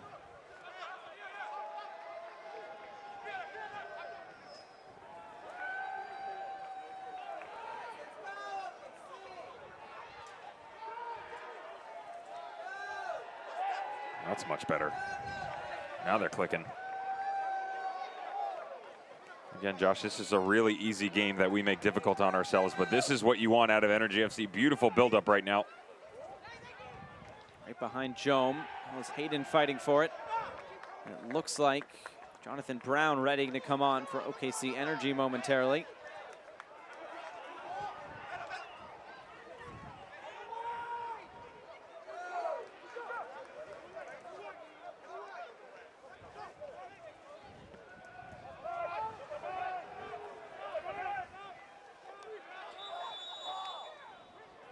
Flag coming up for offside.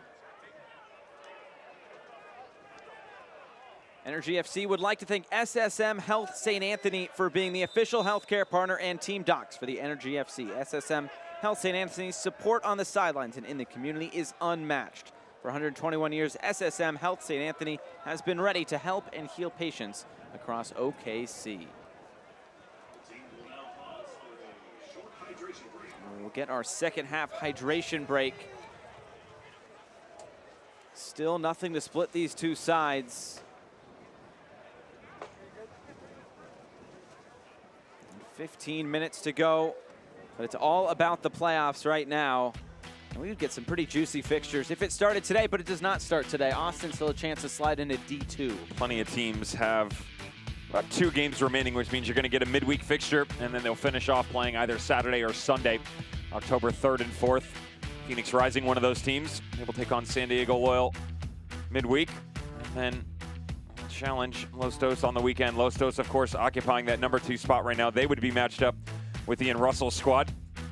And C and D, the way that all of this starts to situate itself. El Paso Locomotive, in the recent game, did take down New Mexico United, though Troy Lesesne's squad, they've been able to give you a much more versatile look this year. Primarily last year, they pretty much played 4-4-1-1, rotation into a 3-back. Interestingly enough, actually something that Mike Jeffries from Charlotte Independence say that the reason his team has had so much success moving into a wingback style system is because of Troy Lesesne prior to his departure and his willingness to put in the effort and work.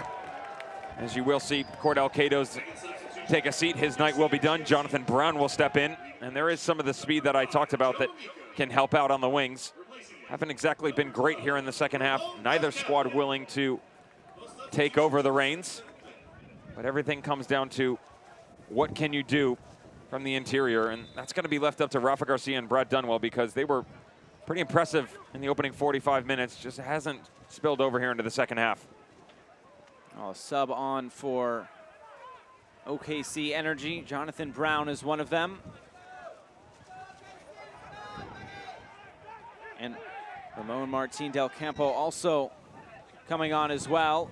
Here's an attack for Zachary Ellis Hayden. Those subs presented by Cox Connect to compete. Making changes at home internet with low-cost options. Visit cox.com/connect to compete. I would imagine they'll slide Nico Teravelt over to his left. He'll be the lone marking back next to Del Campo. That's the look that John Pascarella is probably thinking about here. And yep, for sure, the Frenchman goes out into that wide position. And the key question here is how much are they going to be able to utilize him, because he has had a lot of tracking to do on that back line. Zach Ellis Hayden really active on the right, but the counterbalance would really help out Energy FC right now.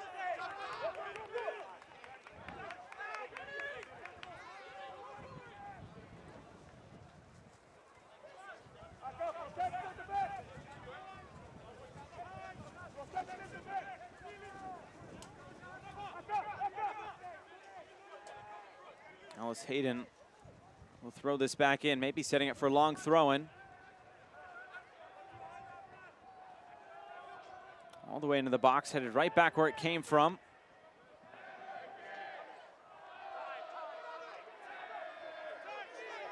Missed touch there by Ibeaga. The turn from Dunwell. Hernandez for Stevenson. He'll keep it moving. Shot coming, it's blocked. And a player down for Austin, but OKC will play on for the moment. Tumasi, he has some room to work here on this left side. Still Tumasi. Option up ahead is Billy Forbes. All the way to the end line, his cross headed right up into the air. Lorendi, an easy catch. It looks like a player still down on the other end of the field. Here's another look at it. Rough little challenge. Watch trying to play out of the back here. Cut back across the body and then the arm. There's not much to it there with Jaime Chavez. See on McFarland.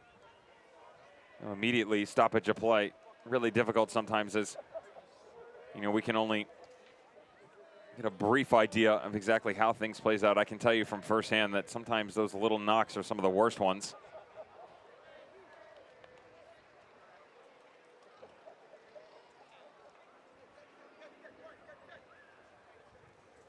Austin side's taken a beating so far today. Baez forced out due to injury. Taylor picked up, looked like a wrist injury as he had it wrapped up. And now McFarland walking off for the moment. I kind of mentioned a battle of attrition as we get to the end of this season.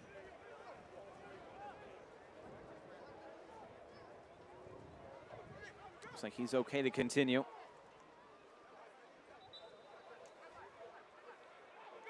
Thank you to First Fidelity Bank for being a founding partner and continued sponsor of Energy FC. First Fidelity Bank, we go where you go.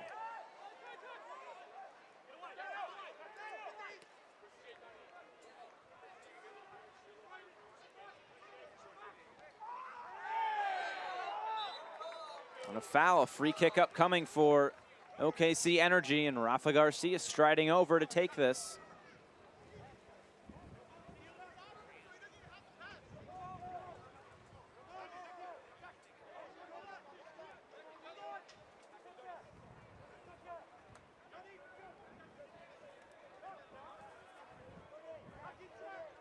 Watch the wind here.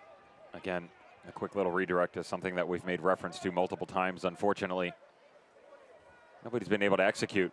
This would suit much better for a left footer, as this is going to start to tuck itself in. Jonathan Brown with a quick little wink. The blink does the nod come to him on that near post run. Good speed. And the left footer of Nico Taravel. That's all you really want to do here. Drop it right around that 6. And the key question is, can you get it? Drop one on one of your playmaker's feet. Taravel will whip this in way over everybody's head and out of play. It's almost like in golf, you want to hold it up against the wind there. And another sub for Austin Bold. This will be their final sub.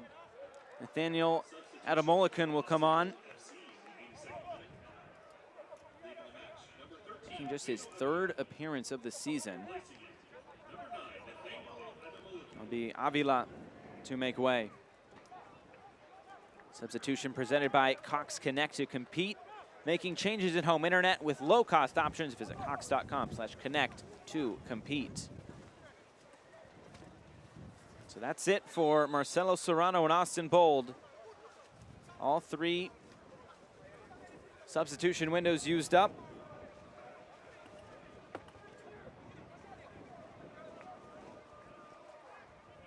Restrepo trying to get the ball to stay still again.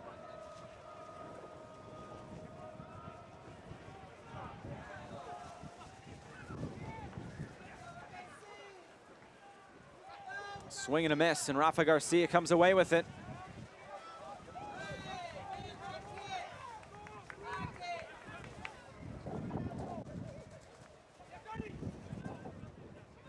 Brown into the corner. Another throw-in.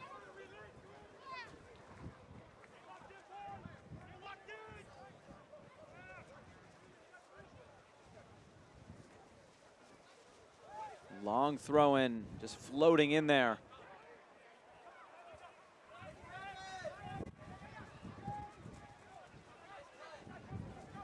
Stevenson.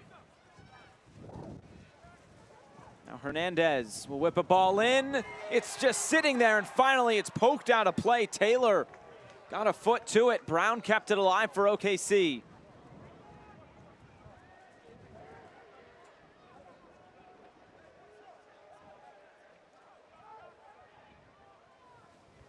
It's another corner kick for Energy FC. It's a First Fidelity Bank corner kick.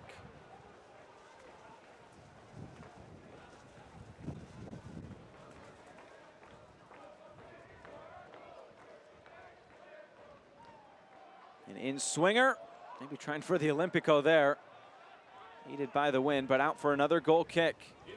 If you're wearing an Austin Bold jersey, Fisher Cup 8, 5 minutes to go. Outside of any of the added extra time. Again, they have that one-game disadvantage, we'll say, if you will. Right now they are gaining a point. The problem is FC Tulsa will have a game in hand. They'll be level on points. Phenomenal opportunity coming down the stretch here against a team that's really struggled for results, and they're not really challenging this Energy FC team. Looking for Adam Mullican in the box. Now Jome just throws Hernandez aside. This would be the 7th draw of the season for OKC Energy. Actually be the 7th draw of the season for both sides.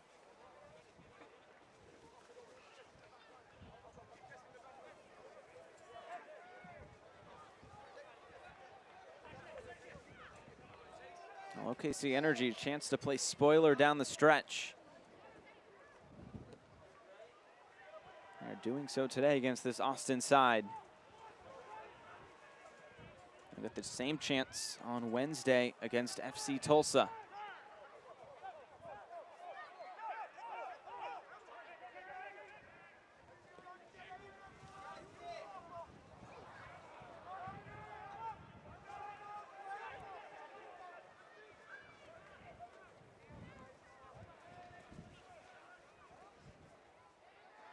Here's Stevenson, getting it wide for Brown. Cross coming in, the header is just a little bit too high. Jaime Chavez.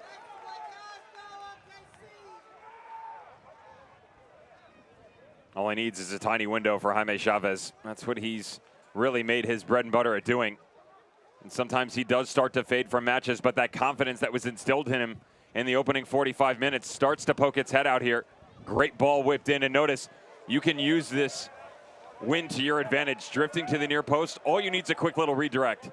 Help it sit up, and sometimes the elements will do the rest. The problem is he just gets too much underneath it, up over top of Diego Restrepo.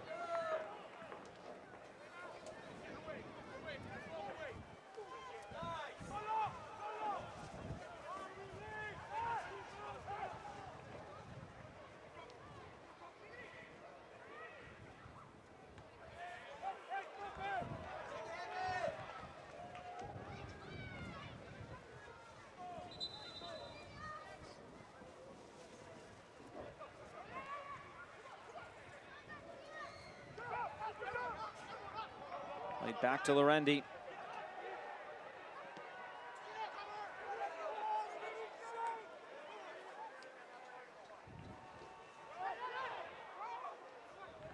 Almost a misplay there at the back, but a safe back pass to Lorendi again. And now there's a battle for it. Lorendi's out of his goal. Adam Mullican. Oh, he wasted the opportunity. And Ibeaga was in the right place at the right time. Back the other way, Jaime Chavez. Wins his team a corner. It's getting dicey. It's had some weird twists and turns. Really interesting down the stretch here. And come to think about it, you had the sitter about 15 minutes ago where, although Quintanilla could not find Billy Forbes, this is an even easier one. Again, you've got the wind against you. Well done by Ibeaga to slide himself over as Cody Lorendi out in no man's land.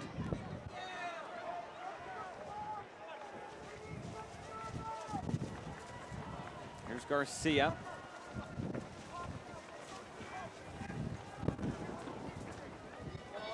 In swinger, headed straight up into the air. Dunwell fighting for it. He commits the foul, and Austin will go quickly.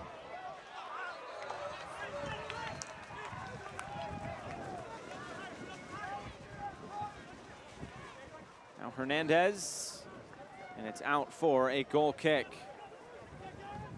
Energy FC is proud to welcome Social Capital as the official watch party location for the 2020 season. Bring your family and watch every Energy FC away match at the #1 rated craft beer bar in Oklahoma by Forbes magazine and craftbeer.com. Social Capital boasts 120 independent craft beers on tap, a variety of cocktails and wine, a full menu of street tacos and more, with Oklahoma City's largest rooftop patio.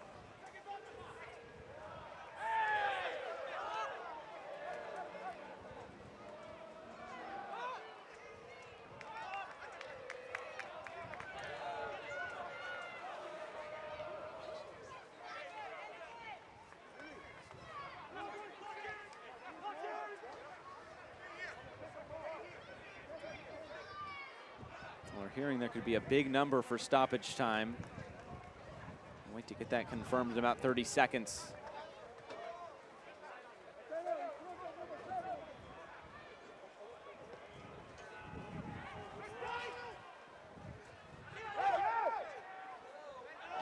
And a Mulligan, handball.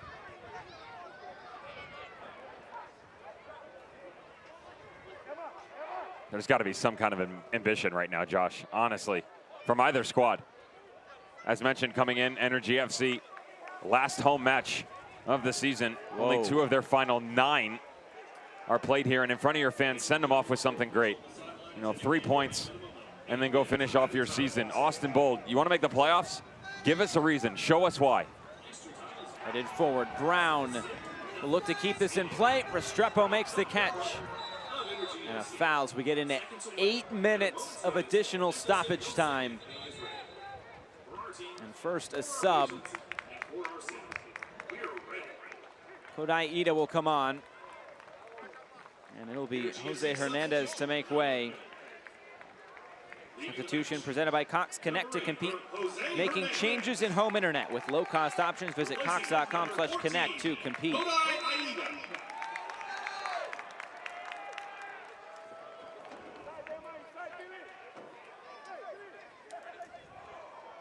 The Japanese international comes on.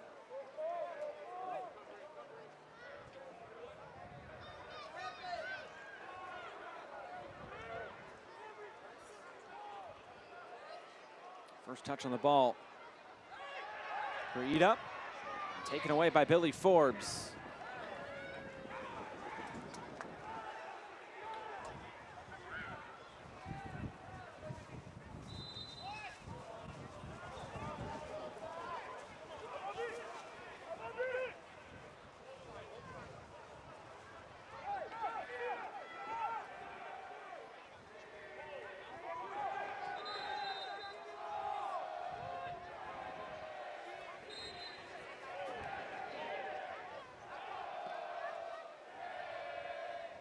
Sis heads this forward.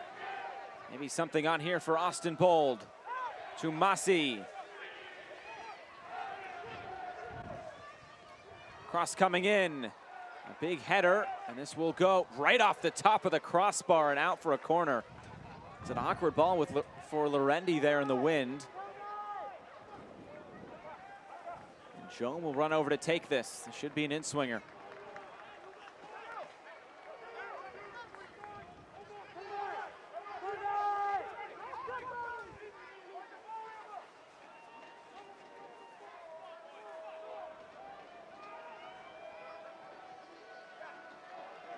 Jome, the in-swinger, got past Garcia. Stevenson will clear this away. Sis keeps it in. Farland, his low cross. Blocked down.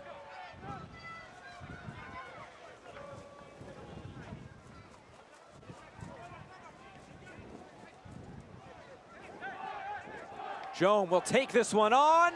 Lorendi makes the save.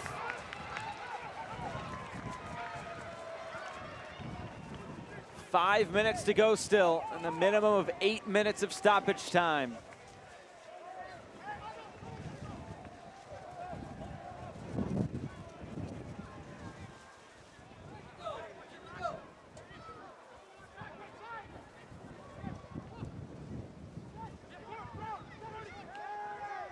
Jome to clear that one away. Now Tumasi. Just the override. All ideas in general, Josh. Look at the midfield. I mean, Omar Sis, you could have just played a 5-yard ball, brought this all the way back to the left-hand side. Instead, selfish play, head down. And pretty much anything that could go wrong for either squad is happening right now. More importantly for Austin Bold, another draw could prove devastating down the stretch. As mentioned, coming in, this was one of 3 remaining matches. The next 2, and we'll take on RGV on the midweek fixture on Wednesday. Followed up by the big one, San Antonio FC on the weekend. FC Tulsa, 1 point in front of them, which of course now they would be tied, but that 1 game in hand. They have to take on, actually, Energy FC, and then final match of their season, in theory, would be against Colorado Springs Switchbacks FC. Of course, as we talked about all the way back in the 30th minute of this game, seems like eons ago, as we are pretty much crawling at this point in time. They would have the opportunity, if need be, based upon points per game, to take on Jerson Echeverry's squad next Tuesday or Wednesday following the completion of the schedule for the USL Championship. Again, that would occur on the 6th or 7th. So a couple days rest. They get a victory and push themselves into number 2. Tulsa would then play on the weekend. So difficult task. But Austin Bold making a little bit easier for them at this point in time. McFarland trying to set up a cross. It's blocked down.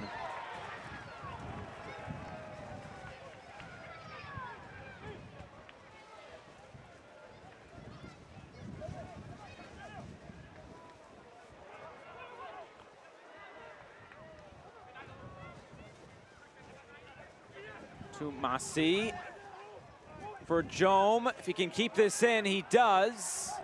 But the cross went out of play.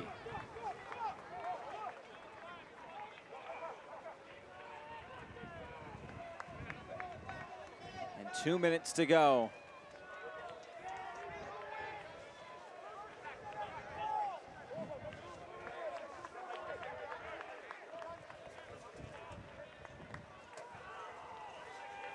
Would be a night to remember, at least for Kohi Lorendi. The big penalty save in the first half, and 90 seconds away from a clean sheet as well.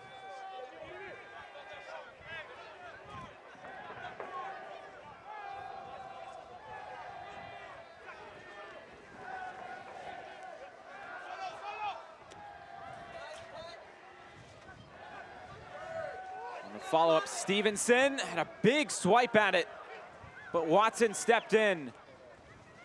And Forbes dropping deep to regain possession for Austin. Is there one final twist to the tail with a minute to go? Switch the field for Tumasi.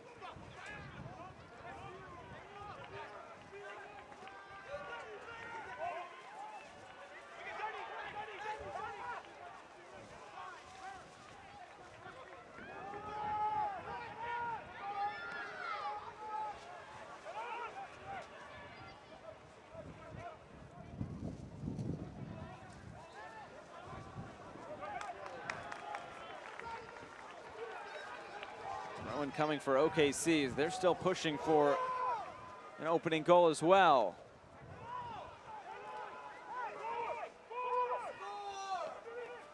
Time for one final attack. Is that a handball? It looks like it is. So a free kick for Austin Bold. Will they send the goalkeeper forward? And a yellow card will be issued to Zach Ellis-Hayden. I'm sure this will be the last action. Referees issued a yellow card to OKC GC's number 22, Zach Ellis-Hayden, in the 90th minute.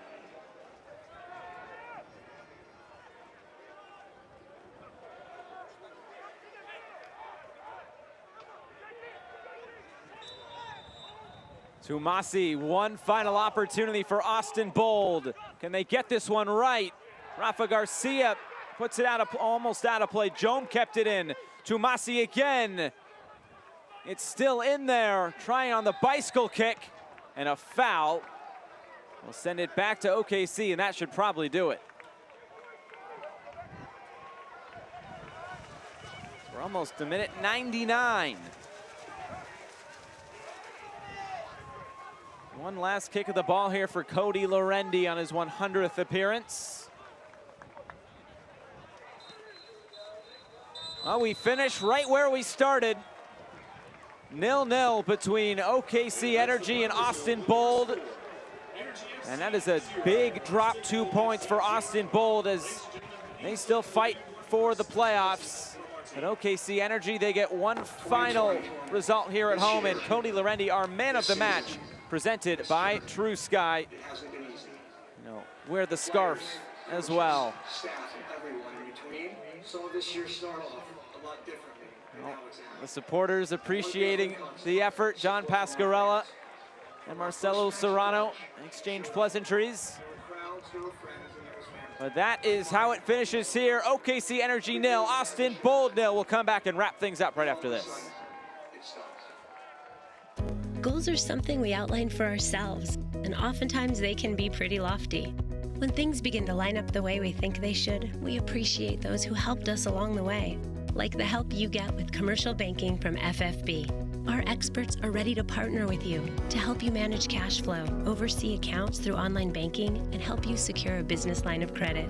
Because we know you've got better things to do, like grow your business. FFB. We go where you go. Welcome back. Energy with a 2-0 advantage. The 6th minute of action. Now would be a great time to announce the new healthcare partner of the OKC Energy. It's SSM Health St. Anthony. SSM Health St. Anthony. SSM Health St. Anthony. St. Anthony. At OG&E, the energy we deliver is more than electrical. We energize your home and your budget by providing the power you need day and night at the lowest rates in the nation, all the while striving to offer you innovative ways to bring your costs down even further, from consistently investing in our infrastructure to weatherizing thousands of homes. Because at OG&E, we do more than energize a power grid. At OG&E, we energize life. Come see how at OGEtogether.com. Back here at Taft Stadium, 0-0 is the final score between OKC Energy and Austin Bold in the home finale in 2020. Hugs all around on Cody Lorendi's 100th appearance for OKC Energy. Let's take a look at the highlights. Strap yourselves in. It was a busy one. We start in the 4th minute, and an opportunity coming for OKC. They started bright in this game. All jokes aside, OKC Energy FC did have a pretty promising start to this match, and it was great on the outside movements from both Zach Ellis-Hayden as well as Joe Amico. Primarily the number 22 in Ellis-Hayden. Really liked what he did on the right-hand side, constantly cutting back in. But you have to go all the way to the 44th minute. Penalty, Guadarrama taken down, steps up. I don't think so. Not on my watch, says Cody Lorendi. Again, his 100th appearance for the club. Only trailing the injured Kyle Highland. Great penalty save, we keep it at zeros. A couple yellow cards sprinkled in, 4 for Energy FC. One would come from Jose Hernandez, who is able to thwart off an attack, and this was probably the best chance of the second half for Austin Bold. You got to wonder why Quintanilla doesn't drop this ball back to Billy Forbes. Billy Forbes just says, mate, put it on my left foot, I'll stick it in the back of the net. He's done it so many times this season, can't do it again. You continue to go again. Austin Bold, you take it, no, I'll take it. Bit of rotation on the back line, and then Cody Lorendi has no clue as to where he is located in proximity to goal. Almost gets himself and his team in deep trouble trying to play out of the back. Instead, yeah, you'll be buying Ibiaga beers later. Or an adult water. Yeah, just a water in general. Doesn't matter. Be grateful that the center back bailed you out. Full-time stats, there were plenty of shots, but no goals to show for it. And It's a big result in Group D as it pertains to the playoff race. Understand the midweek fixtures, how this looks now, because Austin Bold now go on the road in a scheduled match against RGV on Wednesday, September 30th. FC Tulsa will be doing the same. The difference is they're at home against Energy FC. Final 2 matches for FC Tulsa at home. Austin Bold on the road against RGV, home against San Antonio FC. That lead, although it is at 0 right now, they are notched up. Remember, there is that 1 game in hand for FC Tulsa. They are now in the driver's seat for the number 2 position in Group D. A lot to sort out here in the final week of the season, but that is it for week 15. We go into the last week of the season, but here we finish it in OKC, 0-0 between Energy FC and Bold FC. That's going to do it for our entire crew and broadcast partner, Devin Kerr. I'm Josh Eastern saying so long from Taft Stadium, where it finishes 0-0.